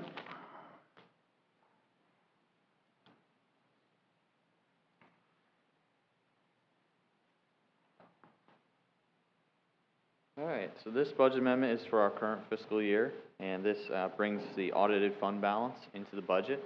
So that was $2.691 million that you can see there at fund balance beginning of year. What then happens is all the active projects from prior fiscal years that are in continuation have to be reconciled, how much is remaining on those projects, and that's what you see brought into other expenditures as $1.364 million. There's some additional changes into specific line items that you can see in the detail, such as small grants was boosted from that decision made in May from 25 up to 36. We also moved some funding sources, so our atmospheric deposition construction was supposed to be from local cost share. Due to the fact that it came online afterwards, we're actually going to put that into Section 320 EPA funding. And all that, we have only administrative services changes. There is 2 line item changes in there for a net loss, actually reduction of $1,400. One was an increase that was approved back in May to our accounting service team, SDS. And then because we did not trigger that single audit, our auditors were actually less than what we originally proposed. We're just bringing that back down to actual. So the net total gain in total expenditures is due to all those projects from prior fiscal years coming forward, and that's shown as $1.363 million, which leaves a fund balance end of year at $758,000, which is a combination of unrestricted funds, license plate funds that Yvonne talked about in that restricted fund balance, and some liabilities. And that's what we have for this budget amendment. Okay, any questions? We're looking for a motion to approve the amended fiscal year 2023 budget, final budget resolution 2023-04 pursuant to Florida statutes. Is there a motion? So moved. We have a motion to approve. Stacy, second by Joe. All in favor? Aye. Any opposed? Motion passes unanimously. Thank you very much. Back on to E, All right. also a budget item. Yep, so this would be our upcoming fiscal year budget, and it kind of continuates with that fund balance that we're projecting from our current fiscal year, end of year, and bringing that forward. There are some other additional changes and some good news. So if you remember back in May, we weren't sure exactly what our Section 320 revenue was projected to be in that fiscal year. I initially did a conservative amount of $800,000. We did get confirmation that it was the higher amount of $850,000. So good news, we're getting more revenue through the federal government in Section 320. That line item is going to go into other expenditures. However, you can see that there's only a $24,000 increase. That is because we are reducing our reserves by $26,000 to cover the 2 additional line items that are below. The one in administrative costs, that $5,000 increase is for travel. That's just bringing it up into current fiscal year standards. And the $21,000 is for a lease agreement increase.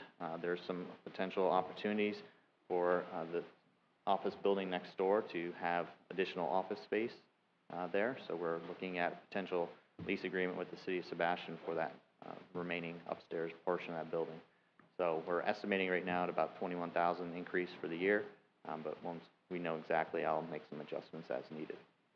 Okay, based on the information received, we're looking for a motion to approve the amendment to fiscal year 2024 final budget by resolution 2023-05 pursuant to Florida statutes. We have a motion by Stacy, second by Joe. All right. Rob. We're going to give Rob a chance. All right. All in favor? Aye. Any opposed? Thank you very much. Mr. Chair, this is one of those agenda items that Doug was talking about, the transformational, large, complicated, project that could happen. And I'm going to do just the briefest of overviews on this. So could I have the next slide? So if you look at the landscape of Florida, and the resolution is very general in concept, but what you would be passing is a resolution of council support, to address this particular project that has been in discussion for probably close to a decade. And so the property is a north-south connection between the two water management districts, and that connection would be through a private land holding. And the title that's been used for a number of years is Groveland Reservoir and Stormwater Treatment Area. Our interest from the Indian River Lagoon, besides this being one of those unique opportunities to take a large piece of land and put it into a conservation purpose, is the direct impact to the Indian River Lagoon. And for our viewers, just to give you a little context, if you don't know this area, basically we are south of State Road 60, with these two parcels, north of State Road 70. If you ran down the southeast corner, you'd eventually hit Fort Pierce, and you can see where the Florida Turnpike and C-25 canal are. So this is a 7,800-acre property, currently owned by the Evans family. Two water management districts would butt up to each other, and the options that this kind of a stormwater treatment area and reservoir would deliver is the ability to share and transfer water and provide a lot of options for water management that are currently very difficult, both under legislative statute and just oversight. But, what is most important about this to the Indian River Lagoon is the three bullets under the diversion away from the Indian River Lagoon. 120,000 acre-feet of water. So this is not a small piece of property. I want to thank Doug for having allowed me to sit in on a number of meetings, including getting the drive on the dike tops around this property. At 7,800 acres, you kind of look at it on a map like this, it's impressive, but when you're standing and looking at the amount of property, it's almost like standing on, the dike on Lake O. It's hard to describe unless you experience it. But look at the reduction of nutrients, 39 metric tons of phosphorus. This would be annually, and 210 metric tons of nitrogen. So this starts to put us back into the hydrological situation that we had before development. It keeps that water west, keeps it out of the Indian River Lagoon proper, and then provides lots of opportunities for the water management districts to operate in partnership. When you need water, you can move water. Two other things I want to at least put on the record is that before I brought this to you, I made sure that both water management district executive directors and Sean Hamilton at DEP, were comfortable with the resolution and the resolution language. So with that, I'll just answer questions, and if they're technical, I'm going to just point to Doug, because he's been watching and promoting this project for a really long time. Any questions? Doug, you were here when the earth cooled, and you probably know more about sorry. I love my Doug, I gotta tease him. Go ahead, Doug. Want to share? Yeah, thank you, Mr. Chairman. You've all heard me before on this project. It's the only project on the east coast of Florida that moves water north-south. So when Drew Bartlett, and we have a storm that just is smashed into Jupiter, and the whole southern part of Florida is flooded, rather than dump all that water into the lagoon, he can now call Mike Register in St. John's and say, we need to move as much water north as possible, rather than put it in the lagoon and killing the animals and bludgeoning the lagoon. It's the only one. And in the St. John's, just on day-to-day issues, we need the water. We have 200,000 acres of reservoir from the St. Lucie County line north into Indian River and Brevard County, and we need the water. This water used to go north, all of it. If you look at old maps and hydrologic flows coming off the 50-foot ridge that goes from basically Yeehaw down to Indiantown, if you look at using a stereoscope, you see the tree lines, you see all that water used to come down going east and then bend to the north, going north up to the St. John's. Now it's all forced into the Indian River Lagoon. And it's more than the lagoon took historically when it was formed. And it's been going on for years and years and years. It's a political boundary and not a natural boundary. All we're trying to do is to bring back and put water where it used to go. And that figure of 120,000 acre feet, in most people's opinion, is low. It's more like 200,000 acre feet or higher. And 200,000 acre feet puts 6 inches on Lake Okeechobee, the second biggest lake in the United States, Lake O, and 6 inches on it. And that's what's going into the lagoon that shouldn't be going into the lagoon. So here we have a resource that we need in the St. John's. We need the water, and all the counties and cities to the north need that water that's being shunted into the lagoon and lost. We need that resource. It used to go there. It will help a lot of other people down the line, all the way up to Jacksonville. It's just a win-win for the lagoon, for the local region. And the old knock on this, the only knock I've heard is from St. Lucie County and saying that don't understand this. They're saying, well, you're taking our water. This is water that going to the lagoon and lost forever. And we can sign, the St. John's in South Florida can sign an MOU with DEP's help. We can craft an MOU where we can bleed back the necessary water to replenish the canal system of St. Lucie County in times of drought. We in ag, we go through a drought almost every year, as you all know. April and May gets bone dry, and we're cut off at 14 feet mean sea level in St. Lucie County, our canal system. We're not allowed to take out of that canal system. It happens almost like clockwork every year. By doing this reconnection, we could bleed back water and replenish that water level when the people of St. Lucie County need it. That's a no-brainer for the county. It only takes 30,000 acre feet to bring up all the water levels in the county, 30,000 acre feet.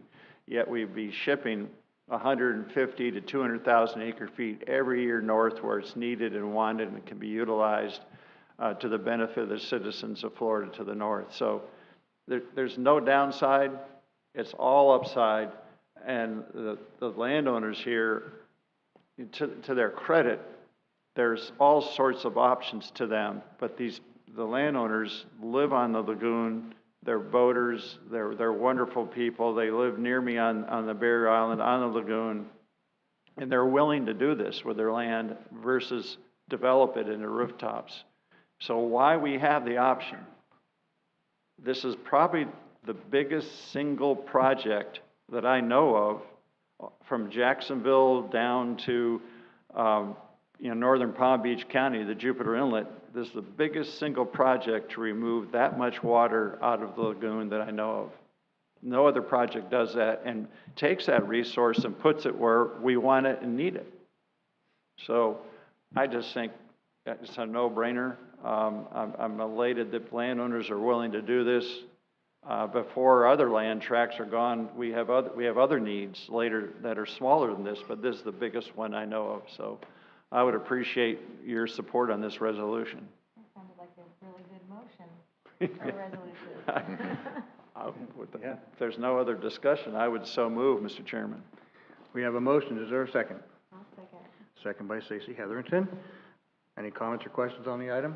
I just wanted to share that I did have a briefing with H.M. Ridgely, who represents the Evans family, and discussed this matter in depth. And former commissioners may have had some concern, as you pointed out, as to making sure that St. Lucie County has the water it needs. understanding that we can take this significant amount of water out of the lagoon and discharges, sending to tide and not being able to be useful, I think is an incredibly important thing for us to do. You talked about, barriers. The C-25 is right there, but the turnpike is there. We have the same issue right there on 70, where we're now connecting our Cypress Preserve to the other side of 70, which is going to rehydrate that southern section. So while all of the canals and all the roadways and all that are important to our economy, the other side of it is we have to fix the plumbing.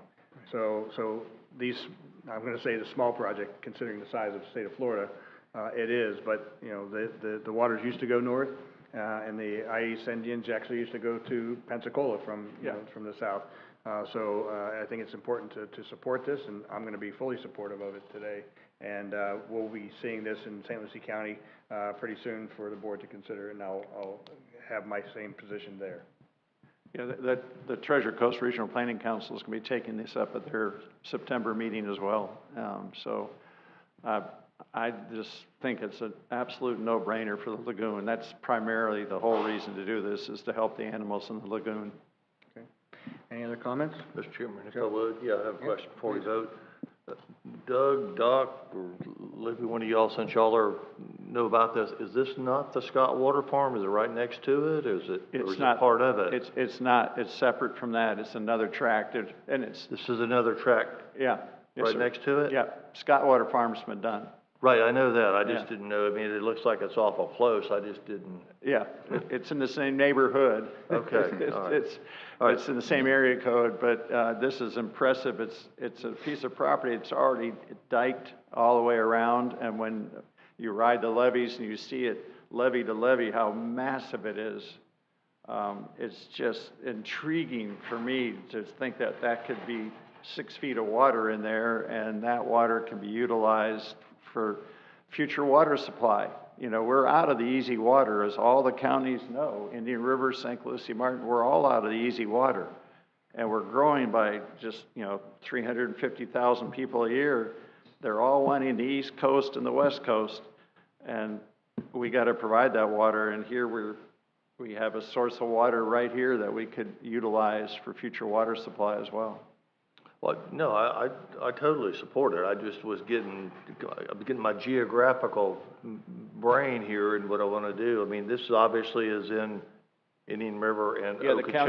The county line's right there. It's Indian River and Okeechobee, just like Scott Water Farm is? Yeah.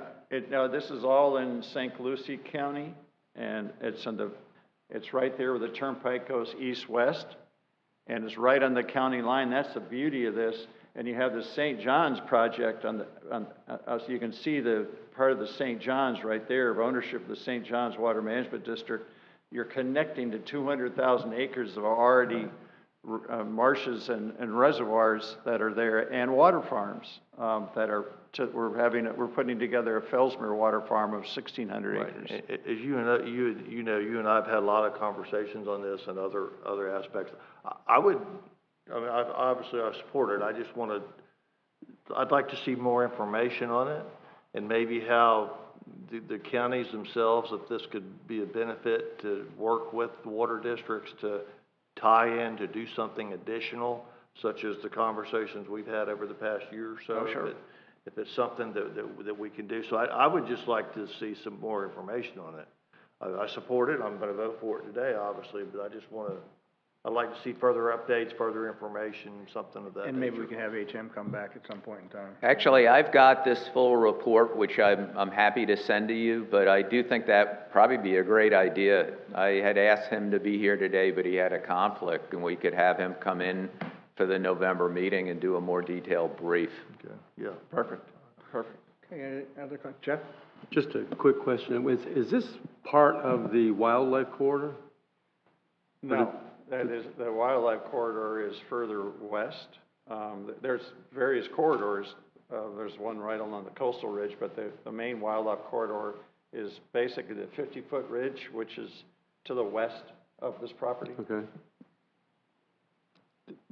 Does it have an easement on it to preserve it? Or? No, it used to be a 7,000 acre citrus grove. that Wow. because of greening, Yeah, it's gone. it's gone. And so the landowners are willing to do this for their property, and there's options that they have, but this, I'm just so proud of them, they're willing to do this versus rooftops on a major scale, so.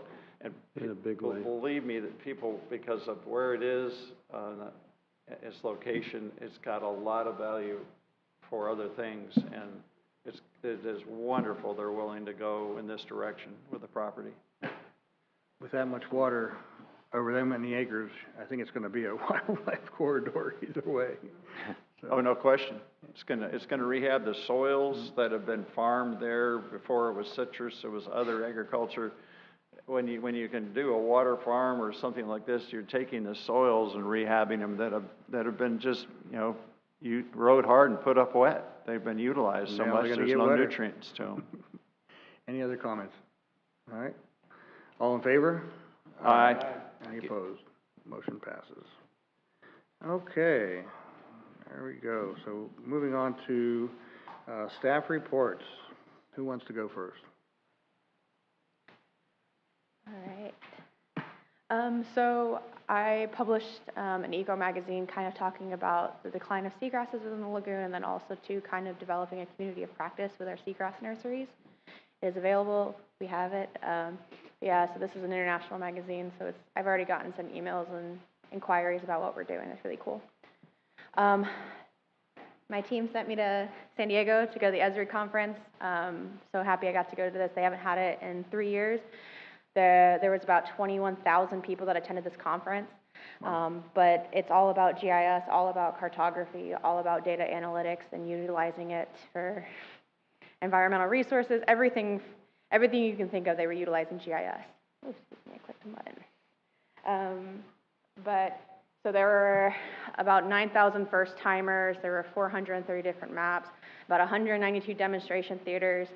I only got to go to 18 sessions, Monday through Friday. You can ask Dan and Dwayne and Kathy. I was calling them in between these sessions, running all over the San Diego Convention Center, trying to go to as many as possible, just kind of dividing and conquering. I also wanted to note that I gave a presentation on our seagrass nurseries. I was one out of, there was 2,000 submissions and only 209 presenters, and I got picked over it. So it was really an awesome opportunity. So I did a 15-minute talk discussing utilizing GIS web applications for communication of restoration efforts. There were about 70 to 90 people in the audience, and there was quite a bit of discussion that went on afterwards, but the one that went on the bit was how we can utilize GIS to kind of analyze success of our seagrass plantings, and if we were even going to be considering that in the future. So that is definitely something that I've talked to the team about utilizing, we can do, but that was a big conversation that occurred. Also, too, the Florida State Information Officer attended my session. I've already been in contact with her, and she's kind of looking forward to doing future collaboration efforts. So we may be putting a little plug about the Indian River Lagoon on the state GIS officer page. So there was a lot of, I took so many photos, but the one that I wanted to focus on the most was that top left one. I am currently going through all the projects that the NEP has funded and going to be creating a dashboard for all the money, kind of what the outcomes were, whether it be nutrient reduction, whether it be volunteers. We're kind of trying to measure, not measure success, but necessarily like keeping it open, completely transparent. So everything that we've ever done is going to be available in a dashboard like this. So if you ever want to see final reports, quarter reports, proposals, it's all going to be available in one database. So you never have to come asking me or Dan for anything. It'll be on our website. So hopefully that will be done by December, maybe sooner. But yeah, it'll be up and running. I think I have 38 projects left, put all the information forward together. Because Kathy is not here, I'm going to be giving her communication report. So this is last quarter compared to this quarter. You can kind of see that our reach has gone up, and this is all thanks to our CECs. We had about 6 million people reach on Facebook, and then 82,000 on Instagram. This is all the work these ladies have been doing. It's fantastic. This was Jesse's. They did a release, a bunny release, the Indian River Lagoon bunny, and it reached about 6.5 million people. They're going to talk a little bit more about what they've been doing, but this was first viral moment. So these were our top performing posts for April through June for Facebook. Kind of let it soak in for a second, then I'm gonna go to the next one. And then our top performing posts for Instagram. So our billboard campaign, I'm gonna do the plug, is we have 3 billboards currently right now. It's gonna be on US 1 in Ormond Beach, US 1 in Cocoa, and then I-95 in West Melbourne. It's estimated that we're gonna have about 4 million impressions per year for each of these 3 billboards, so it's gonna be pretty awesome. So hopefully people will start buying the billboards and it's gonna go straight for projects within the lagoon. The CECs are going to go over what they've been doing this last quarter, but they attended the 21 local government meetings, 31 events. They did 11 presentations, went to 16 community meetings. We're in the field a lot, and it was hot. 30 projects out in the field, and then they reached out to 64 different organizations, people, just making connections within the community. Some cool photos of what they've been doing. I wanted to point out, so we had a training at the top right. I don't know, Aaron's holding me on the phone because I couldn't attend, but we basically did a kind of like a personality analysis about how we work together as a team to find our strengths and our weakness. It was a really cool learning opportunity. Yeah, so I'm gonna let the CECs go into what they've been doing, and I'm gonna sit back down. Okay, thank you. Any questions? Doug? Can you go back one slide? You need to put your microphone on. Can you go back one slide? Yes. Dan, you don't wear socks with boat shoes. He's been doing it all week.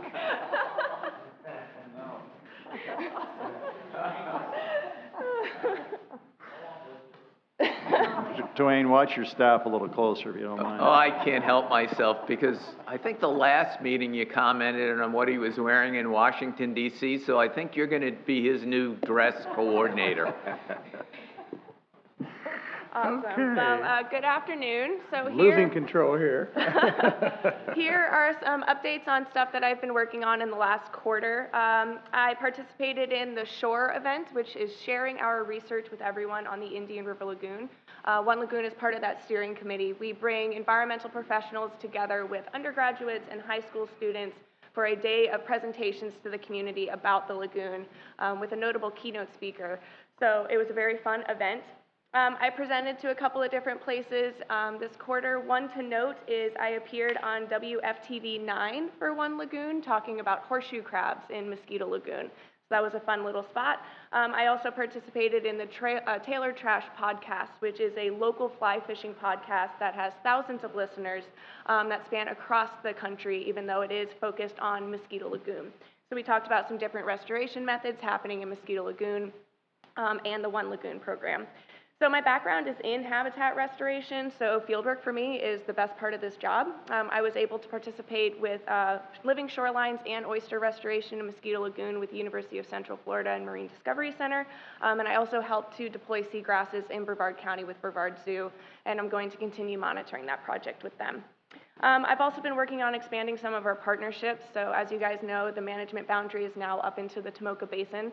So I had a meeting with Tomoka State Park along with FWC, UCF, and Marine Discovery Center to discuss current and future living shoreline projects up there. So how we can utilize One Lagoon funding to continue our efforts up there.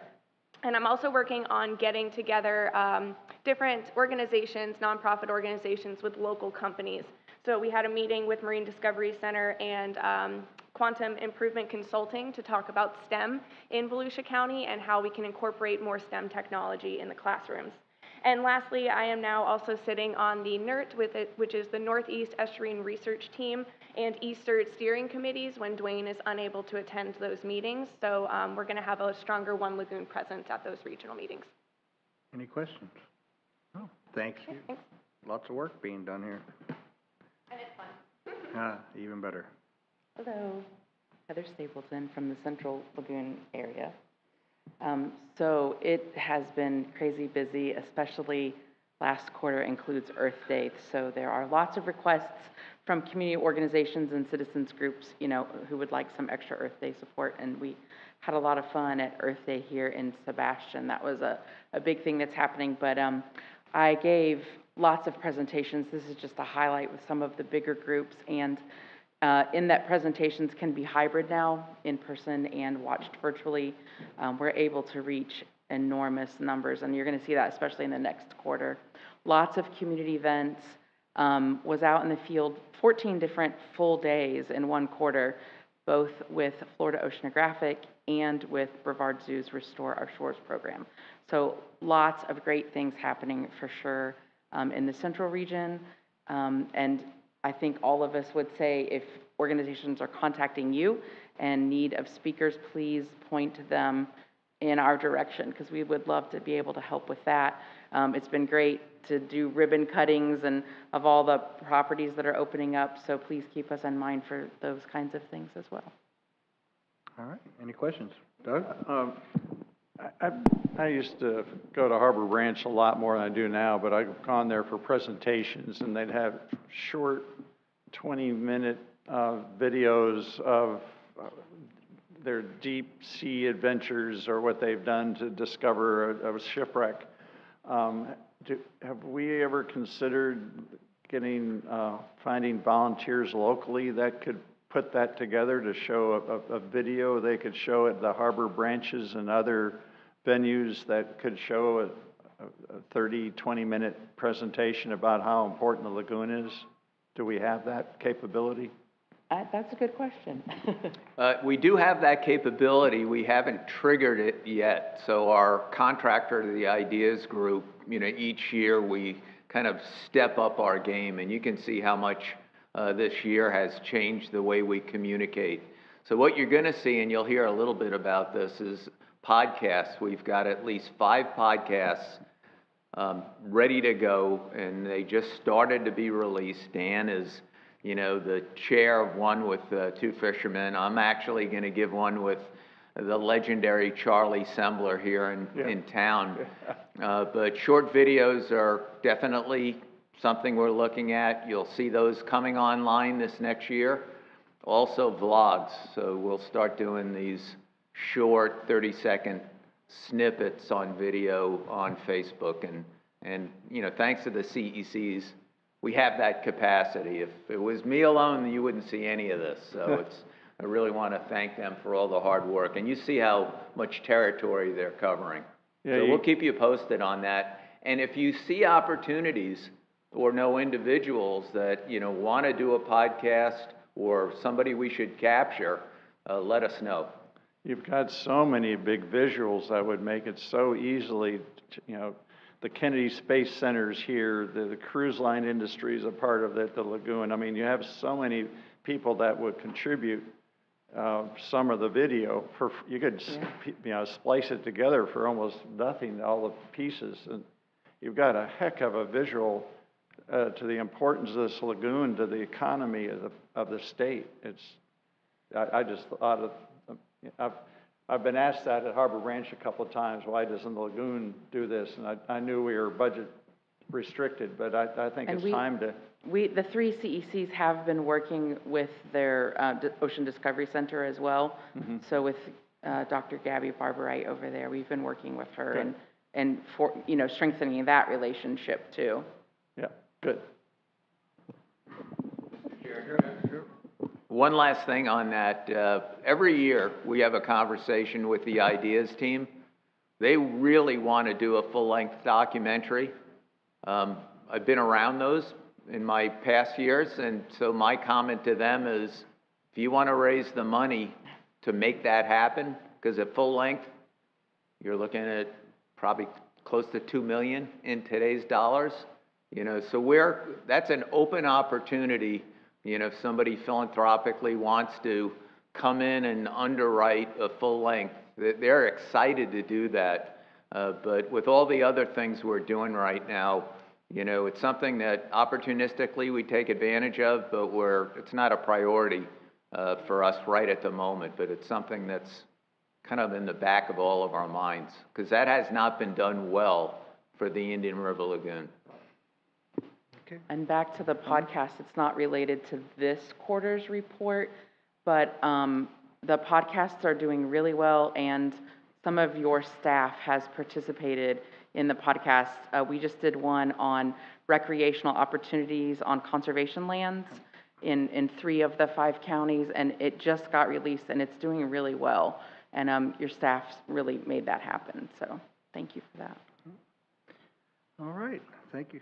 All right, moving on to Southern IRL, Kalita Scott's in town.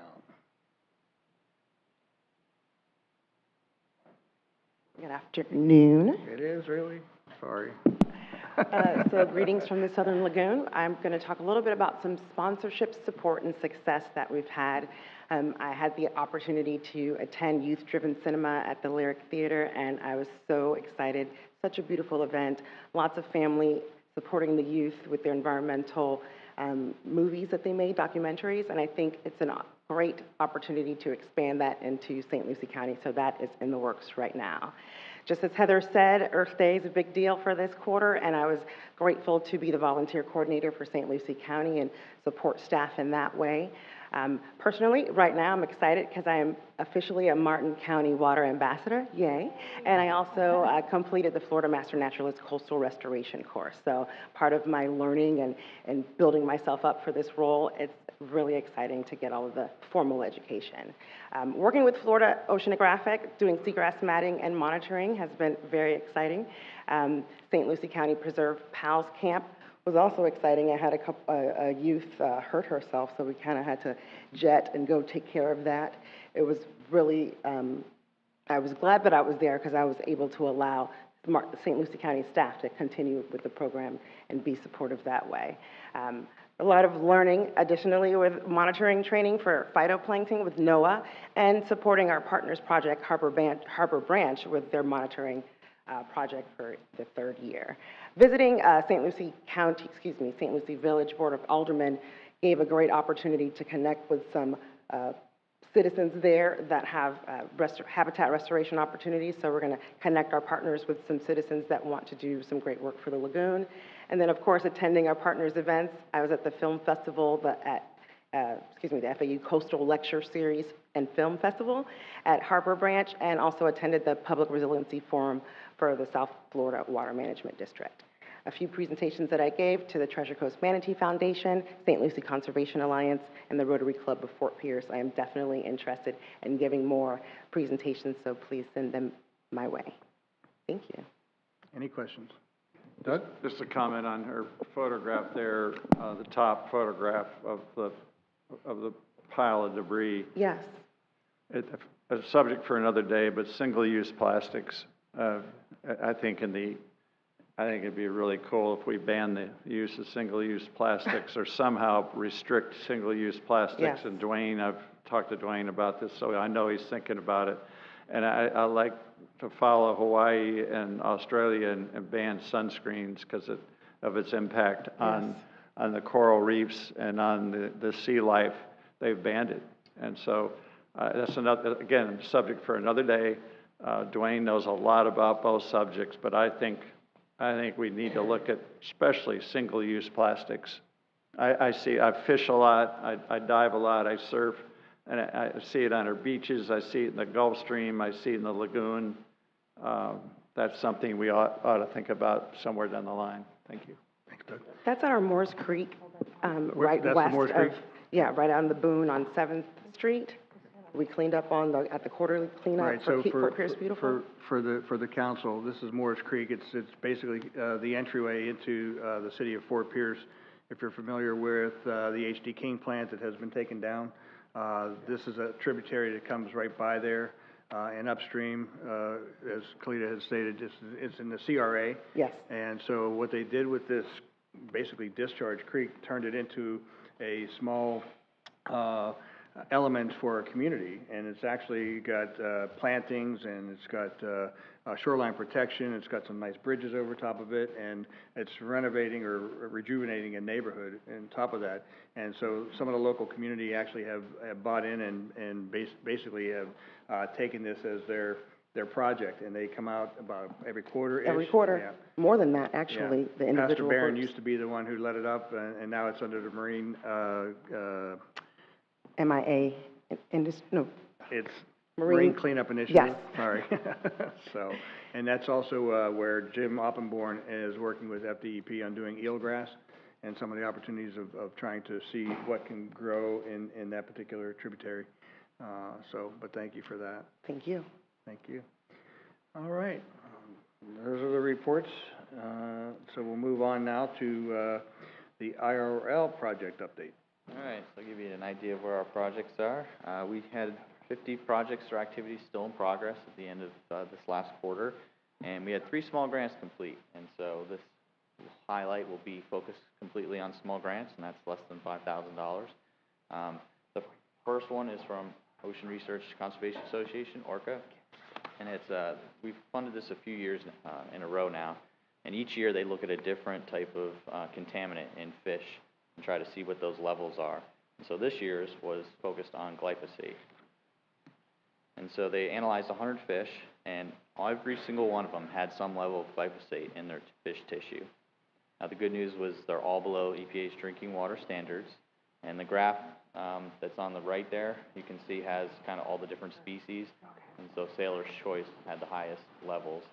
There wasn't any real difference between freshwater or estuarine fish, and they did find a significant difference between St. Lucie and Indian River County as far as the levels. So some interesting stuff there, but it's all, you know, very basic. There's probably some more data that needs to be learned about that. Austin gave a great presentation on this project. I'm going to try to hit the highlights for y'all in the management board and the STEM AC regarding looking at impacts to seagrass from glyphosate. And so they set up a mesocosm in the laboratory and dosed these seagrasses at certain levels. And so the control was no glyphosate. The first one was 1 part per million, which is actually 1,000 times higher than the concentrations in the lagoon. So the lagoon concentrations are about 1 part per billion. And then they went 100 parts per million and 1,000 parts per million. And they found that it took, you know, almost all the way up to 100 and 1,000 parts per million to actually kill seagrass, so way higher than anything that's in the lagoon at this point. But the biggest takeaway from this was that there's not an acute toxicity issue, but a potential eutrophication issue. So glyphosate's actually putting nutrients in the water. And so they found that there was a 6-fold increase in phosphorus just from that 1 part per million increase from control. So there's a huge increase. And then when you add that on top of the decaying biomass, it was almost a 4 total nitrogen or total phosphorus increase per acre and about a 40 on nitrogen increase per acre of nutrients. So it's a potential eutrophication issue. And you can see here, this is the picture of the mesocosm, the little tanks they set up. This figure here shows you, and the little picture shows you those actual mesocosms. So the one all the way to the right is the control, and then the 100, and you can see the 100 is super green. So that glyphosate, instead of actually killing stuff, was growing algae, that microscopic algae. And so they came up with this conceptual diagram here, which is kind of really interesting, that you can see the lagoon concentration there, and to get to that acute toxicity, it's very far on the right. But because of that algal growth, you're going to have actually impacts with that light limitation. But then when you factor in that decaying biomass, they estimate that light limitation graph is actually going to shift farther to the left. So there, like Chuck said, there was a lot of interesting conversation regarding, well, what are the chronic impacts? Okay, we know that acute toxicity is not an issue, but what does it look like over time? And so that's something that Florida Tech would like to explore in the future. But really great stuff with only $2,400 from the council, so some really good data. This last project that finished was Marine Discovery Center's the virtual reality. So this was to fund buying those headsets that you can look at for virtual reality. They went out with a 360-degree GoPro, filmed some video out on the oyster reefs, made like a classroom learning lesson, and tried to compare, is comparable for learning versus actually hands-on playing with the animals and being out in the field. And they found that it was. They did 259 students, and here's just some pictures. So the photos at the top are actually from the VR, and then you can see all the kids experience it. And it was kind of fun yesterday watching our CAC actually put on the headsets and all, wandering around. Even Jennifer was all giddy, getting to play with it. But yeah, they found, and so here's the data. It shows that VR is just as good as in person with those animals. So they also got to play with those little touch tanks. And so it's a good opportunity for students that may not have those opportunities to get out in the fields, say like Title I schools or something of that nature, that using VR they can actually learn stuff. So pretty cool project. And that was only $4,700 for that project. And that's all I have. Any questions? Okay, moving right along, Executive Director report. Let me back up. Yeah. Oh. You want to get to lunch, right? I want to do two things as I wrap up. This is the last meeting for this fiscal year, and when we see you in November, we'll be in 24, 25. So I want to just showcase some of the highlights and then also give you a look at what's about to come. We have a massive, busy year coming up starting October 1. So Dan oversaw, and you saw that, over 50 projects kind of coming and going this year, all administered from our office. We've expanded funding this year in pretty profound ways. So thank you to FDEP for the GeoCollaborate grant. We have completed that in its entirety. But I wanted you to know that when we complete a project like that, that a lot of times those projects have life after the project. And so all of the work that we did is available on our YouTube channel if anybody wants to go back and see those webinars. But that information has also been shared with Dr. Mark Raines at DEP, who's kind of heading up this executive order from the governor to look at Indian River Lagoon monitoring and data sharing. And they're evaluating that software to see if it's something that DEP may want to bring forward as they move forward with that mandate. We are now fully lined up for the infrastructure and investment funds. Once again, thank you to our congressional delegation up in Washington. We've had tremendous bipartisan support, not only for that special funding, but Dan mentioned the $850,000.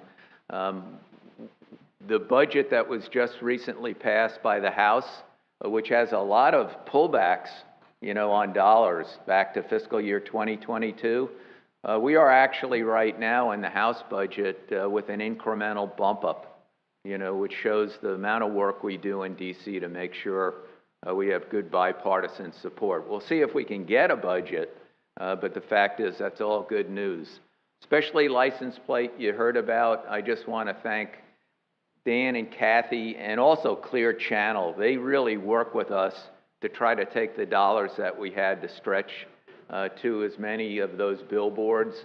And then in a year, we can cycle locations. So if you didn't get, your county, on that first round, don't worry, we're going to move them around.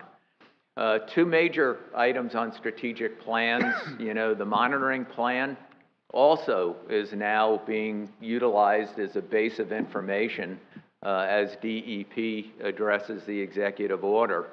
But we also have completed, and thanks to everybody at EPA in Region 4, the strategy that you all reviewed and adopted for the use of our infrastructure money has been now fully certified by EPA. And then I just want to thank the CECs and, also KJGIS. Our capacity, you see that every meeting now. We are doing things that we just simply couldn't have done before. So stay tuned as we move forward. This outreach, communication, training, we're going to be ramping that up a lot. Next slide. Budget signing, this is just more what I've been doing. I was very thankful and honored to be invited by the governor and his staff to be at the budget signing down in Fort Pierce, with the governor. It was one of those days where even this New York kid was almost emotional. $100 million brings tears to your eyes. That was a historic moment. But we're also continuing to support Economic Development Commission on that wastewater treatment plant that we briefed you earlier. And just as a quick update, that final report for phase 1 is done. EDC is working with Brevard County, NASA, all the DOD players to move to a phase 2. So as that kind of progresses, I'll keep you informed. I'm at those meetings, but we no longer have an active role in moving that forward, other than if we get asked for technical support. And then both on the federal and state, post-COVID, the roll-up back into regular meetings was pretty slow. We find ourselves now in some very, very high-level, meetings at both the state and federal level. It's something that we wanted, a number of years ago, and we are there. And I want to mention the federal, most importantly right now, the Association of National Estuary Programs. We are meeting almost monthly, making sure that we're tracking what's going on in Washington, D.C., and that all 28 NEPs, are represented. And I don't know if I'm happy about this or not, but starting in January, I will become the new, I think they're calling it co-chair of the external affairs. So you will be seeing me spend a lot more time in the last 2 years up in Washington. We're also on the board of SOCORA, the Southeast Ocean Observing Group, and the Southeast and Caribbean Disaster Recovery Partnership. I do want you to know that SCDRP is putting in a pre-proposal, a letter of intent, to NOAA for the coastal resilience money that's coming through the IRA. And we're not going to need to do any intense work on our end, but we are going to be a partner in that, because all of the work we've done with our climate-ready estuary and our community engagement is going to just be brought in, and we will represent this section of the east coast of Florida in a proposal that will be from Georgia all the way to Puerto Rico and the U.S. Virgin Islands. And we're building that as we speak. State and local, most of our activities there. We're expecting that we'll be working with Adam and his team a lot as we move forward. Next slide. I want to just show you quickly one federal level of activity that you probably may not be aware of. But back in 1998, at the federal level, an interagency working group was formed to look at harmful algal blooms and hypoxic events on a national level, co-chaired by NOAA and EPA, and 80 members representing 16 federal agencies. For all these years, have been working together to look at this harmful algal bloom situation.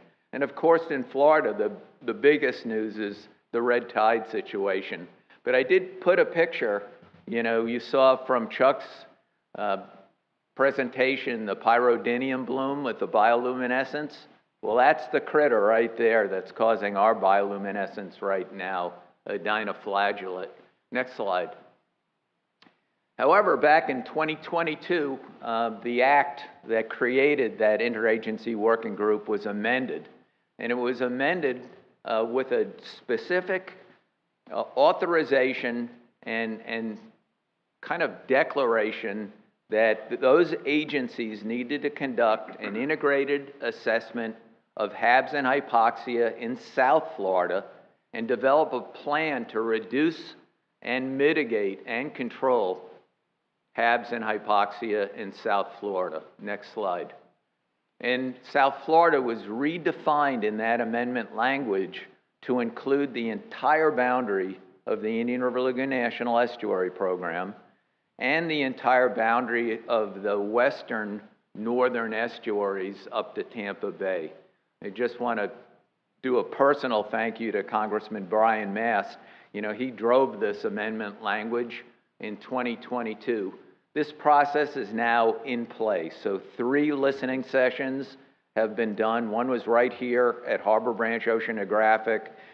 Chuck Jacoby and I and a number of Indian River Lagoon players are actively participating, providing data and information as needed to that interagency working group. We expect to see a draft sometime in 2024, final report in 2025.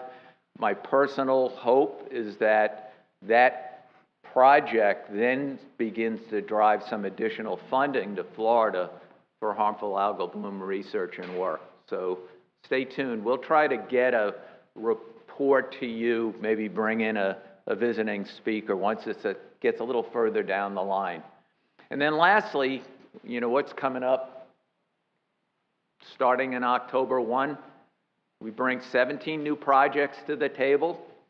We're going to expand funding. We're right now, in fact, I'm still on point rewriting the NOAA Habitat Restoration Grant proposal to address some of the NOAA feedback. I want everybody to know that this is not going to be any easier on a second turnaround.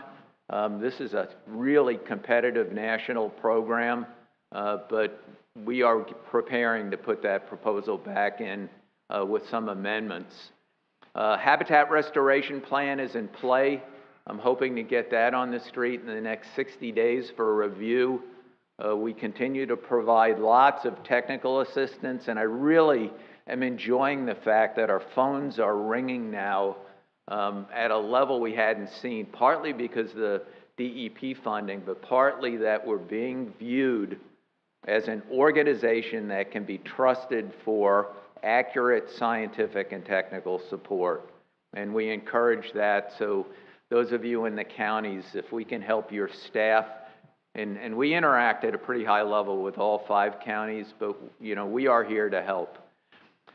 Program capacity, quick update on the atmospheric deposition. We knew this was going to be a little bit of a lift getting ready, but the good news is that all the paperwork is done at Kennedy Space Center to start to move to construction on that atmospheric deposition site. And we will be some time before they're operational. We're still talking to Martin County to try to just figure out where we're going to put it. But the hope is that early first quarter of 2024 that we're collecting data. And then lastly, just a quick surprise. When you see all of that data that our CECs showed you, and you go, wow, look at all the numbers. I want to just tell you a quick story. I got a phone call just a few months ago, 2 months maybe, from an individual, first didn't say who she was, only that she was representing in a professional way a potential philanthropic donor who was out west who happened to see some of our outreach. That donor was looking for some very specific possibilities for a donation. And one of them was the individual was looking for a startup. And I was talking, Harbor Branch, Brevard Zoo, and she was saying, no, startup, small, grassroots. So I put 2 or 3 proposals verbally. They came back and wanted more information. Fast forward that 2 months, and the Riverside Conservancy up in Volusia County has gotten a $50,000 grant from this still anonymous donor with the possibility, if they are happy or he or she is happy because they're still anonymous, to maybe go well over $100,000 on follow-up. And I think that is kind of the true test. Is your communication providing a return on investment? And the answer is yes. Much like our grant writing support. So that's all I have, other than stay tuned. We're going to hit the road running on October 1 for the 24 fiscal year. Any questions, comments? Okay. Thank you. Moving on to, there's no motion there. Member reports. Stacey, you want to go first? I know you have to leave, so if you wouldn't mind. Thank you, Mr. Chair. I'm going to be brief today because I've got to zip out of here and go down to the Stewart Airport where my 17-year-old will be doing his first solo flight. So if I look a little pale, then that's because I feel a little pale and sick to my stomach. So thank you for letting me in. And First, I wanted to ask the council if we could draft and send a letter of thank you to Jackie Thurlow-Lippisch for her service on the council. And as you know, she's a Martin County resident, and she's done a tremendous amount for advocacy and water quality. And so I hope you would just send her a letter thanking her for her service. And then I'll just give you a brief update on Martin County septic to sewer. We have a 10-year, 10,000 removal septic to sewer plan that the board prioritized about 4 years ago. So we are averaging a little over 1,000 a year. We've hooked up more than 4,000 to date, and we just completed a project in my district, which is 778 septic tanks, Golden Gate District 2, and the project was just completed, and we have about 400 in the last couple of months that have already connected, which is pretty tremendous. And thank you to DEP for all the support and the partnership, because it wouldn't be possible without that partnership. Although our board has put a lot of skin in the game, we've dedicated significant funding every year to complete and continue this project. And as we know, it gets harder and more challenging every year as contractors get busier, supplies get more expensive. We had an Old Palm City project come in $10 million over budget. And of course, it had to go back to the drawing board, ask for additional grants, and now we'll see that one start construction here pretty shortly. We had another one, New Monrovia in Port Salerno. So we recognize that not all projects are the same. We had an $8 million grant for that. The residents, it's a historic and low-income area, and the residents are feeling the pinch, of having to connect and having an assessment. So we did go back to DEP on that one, and we've been kind of looking at ideas for SHIP funding for their individual connections and some other ways to help them with the solar energy loan funds and any ideas outside of the box, because we do try to keep the assessments under 10,000 in our plan, but that with, rising costs of insurance, and it's hit that neighborhood very hard. So we're searching for other remedies for that particular project. And then the next project we'll have is Rocky Point and Coral Gardens, which have already received some grant money for. So the program is going fantastic. And this portal, the money in these programs are amazingly beneficial, particularly when you have a program that is and a board that's very invested in getting these done. So I thank my board for the support and DEP and all the efforts for that. So thank you, Mr. Chair. Thank you. Doug, might as well go this way. All right, no, just nothing to report. I just want to thank Adam again for being here. Appreciate that, and hopefully you'll come back many times. So before we do this, you reminded me, Stacy was out of the room for one of the votes. Can you recall, KJ, which one it was? I think it was E, budget resolution? Yeah, it was the EPA work plan, 2024, right? Dwayne, I'm looking. Do you remember which one it was? Yes, it was. Yeah, okay. So the count was for, unanimous except for you, you had to step out. Mr. Chair, I will vote in support of the motion. So the motion is affirmative from Stacy. Okay, thank you. I just want to make sure I keep my board clean. The beatings hurt, Aaron, just so you know. They work. All right, Jeff? Okay, I've actually got a lot, but I'm going to go through it really quick, I promise. First, I just want to say to you two, to Dan, Dr. DeFries, all of the women over here, thank you for an amazing year, not just the amount of work that you put in, but the quality of work.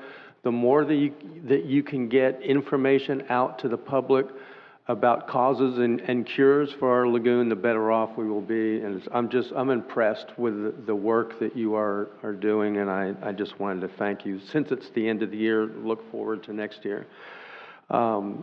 single-use plastics. You hit the nail on the head. On August 16th, Volusia will have a coastal cleanup, and I guarantee you most of the cleanup will be single-use plastics. And we have a water goat in Volusia County on a major canal that runs through 4 cities, ends up just directly into the lagoon.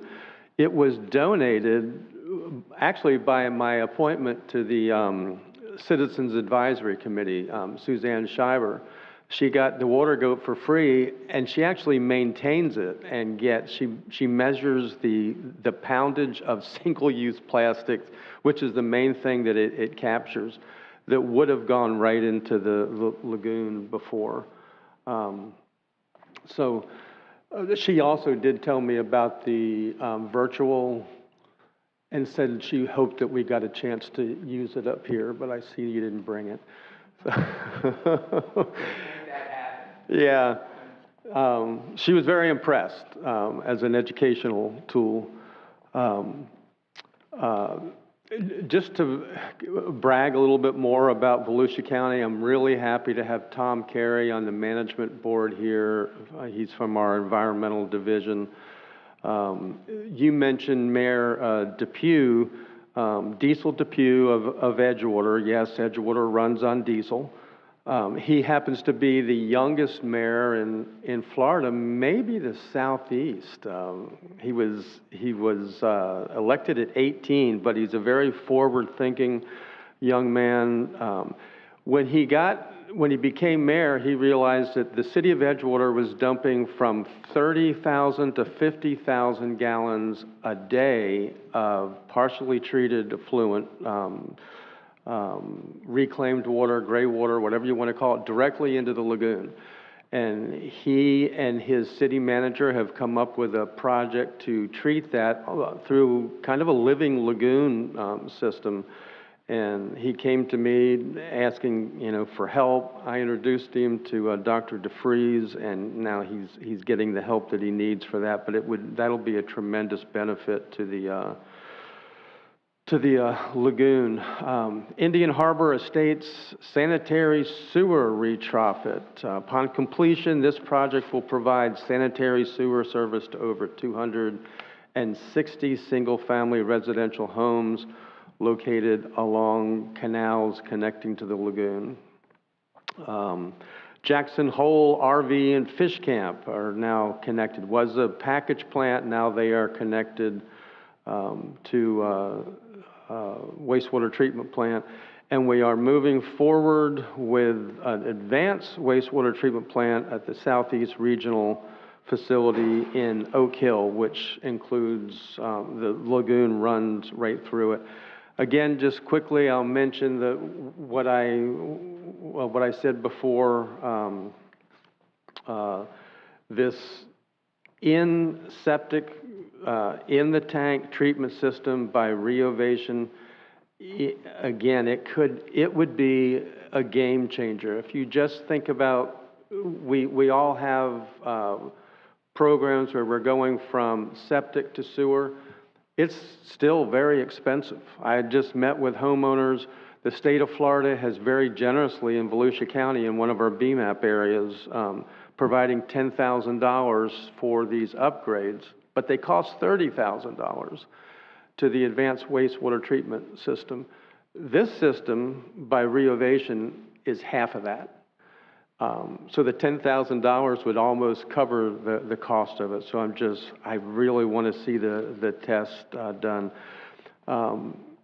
Mike Sullivan of Commander's Seafood in Volusia County and St. Johns County is a leaseholder, clam farmer, and he's come up with a great plan to raise more clams, more oysters, and even fish, oysters through floating boxes. He wants to reinvigorate, really, to start a seafood industry in Volusia County again. And so he's come up with a good plan. He's working with me on that.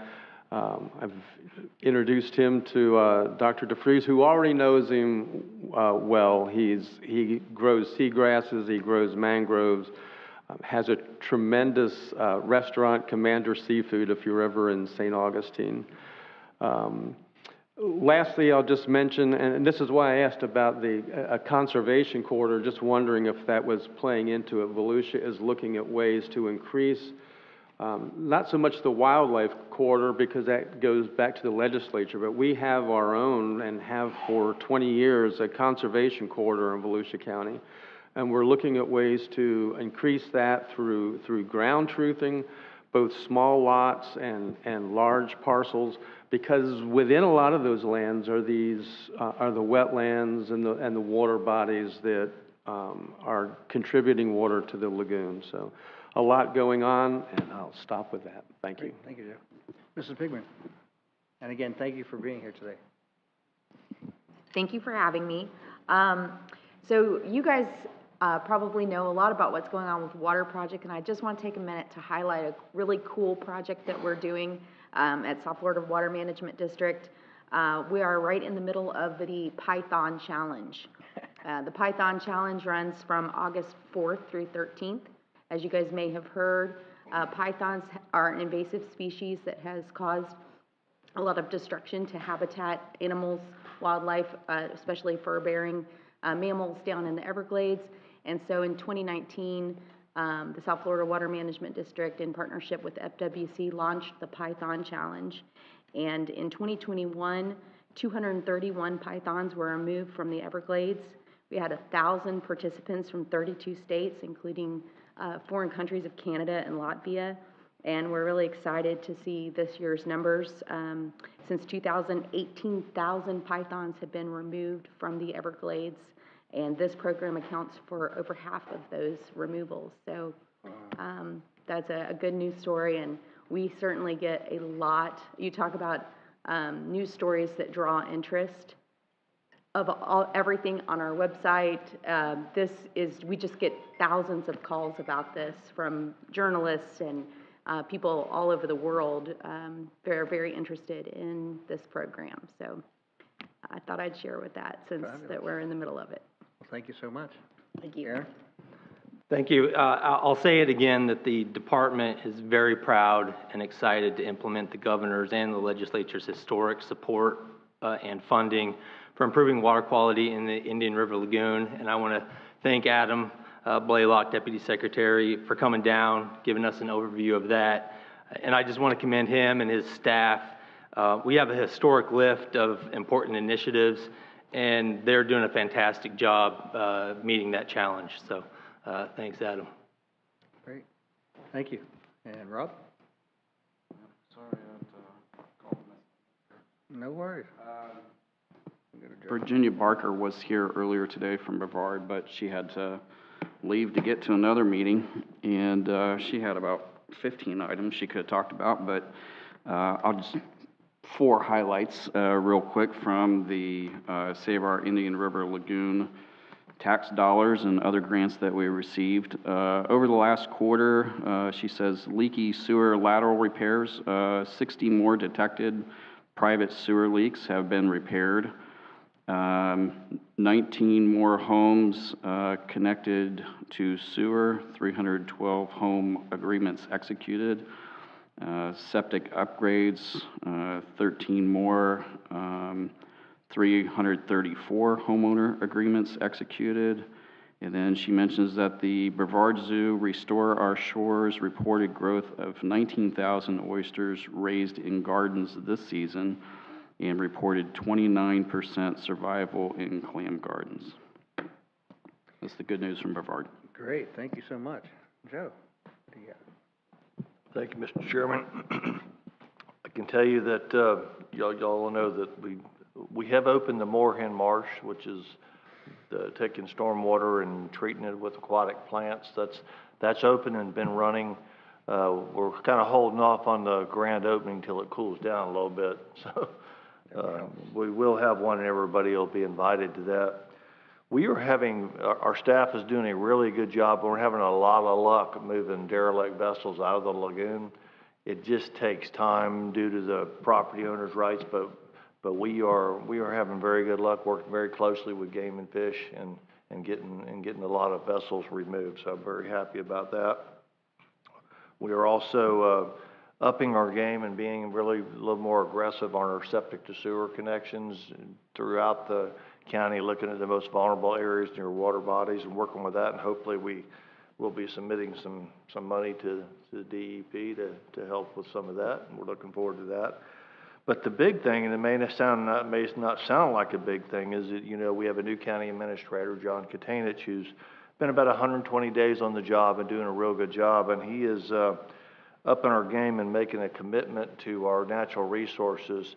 We are forming, and he is forming in his staff a director of natural resources, which will answer directly to the assistant county administrator to him. It won't be in the public works department anymore, and that'll encompass our beach restoration stuff, our lagoon projects, stormwater projects, and environmental planning.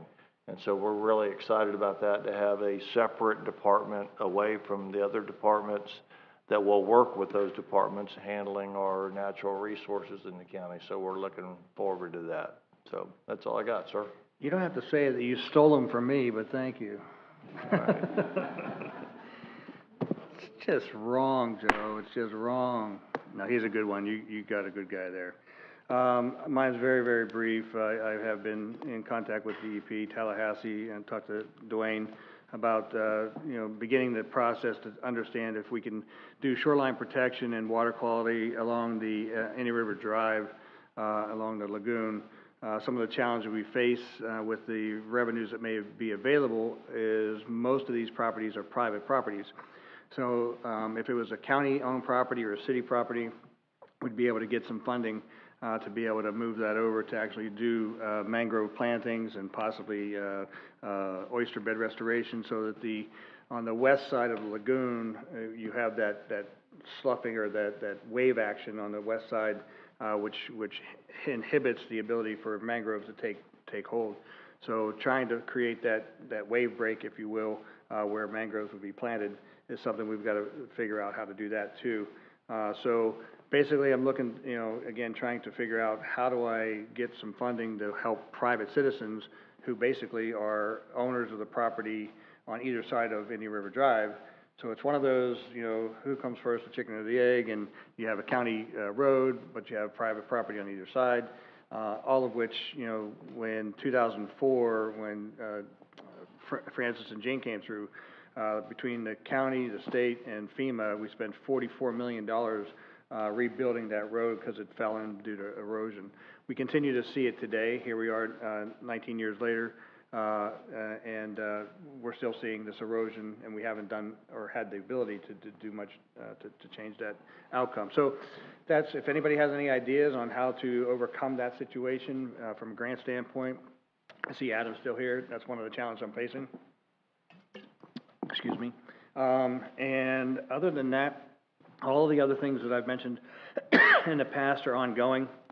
I think one of the challenges that we're all facing is, for the first time in the history of local governments, we have monies coming in access to. The challenges we face is not unlike the private sector, having the staff to be able to implement things and having the industry to be able to be available to actually implement some of the projects. So we're all facing that. It's a good problem to have. And with that, I'm going to stop. We're still moving forward with, I started it out with the septic to sewer on North Beach. We're going to hopefully resolve that issue. Adam, I may call you as to how we get a decision or an opportunity, because if the state statute says in 10 years they have to connect, I got to be in that road somehow, and so that's what I'm challenged with. So that being said, I just want to say thank you to each of you for being participatory and always being, really invested in what we're doing up here, and for our staff. You guys have always done a great job, and with the milestones you laid out today, I don't even think that's half of them, to be honest with you. There's probably a lot more that you didn't bring out because, somebody talks a lot, and sorry about that. But at the end of the day, this was a great presentation. Adam, thank you so much. Jennifer, thank you for coming here. It's always good to see you here on property. Dwayne? And Mr. Chair, just a reminder, behind the dais here, and this includes anybody still in the audience, we've got some swag. So if you want a One Lagoon baseball hat or more than one, help yourself on the way out. They're hot items, and we're trying to get the word out and get the hats out of our office so we get a little more space. So thank you, everybody. We appreciate the council's efforts and support. So one last thing, looks like November 17th, 2023, from 9:30 to 12:30, give or take. Here is our next meeting. If there's nothing else for the good of the order, I'll accept a motion to adjourn. We are adjourned.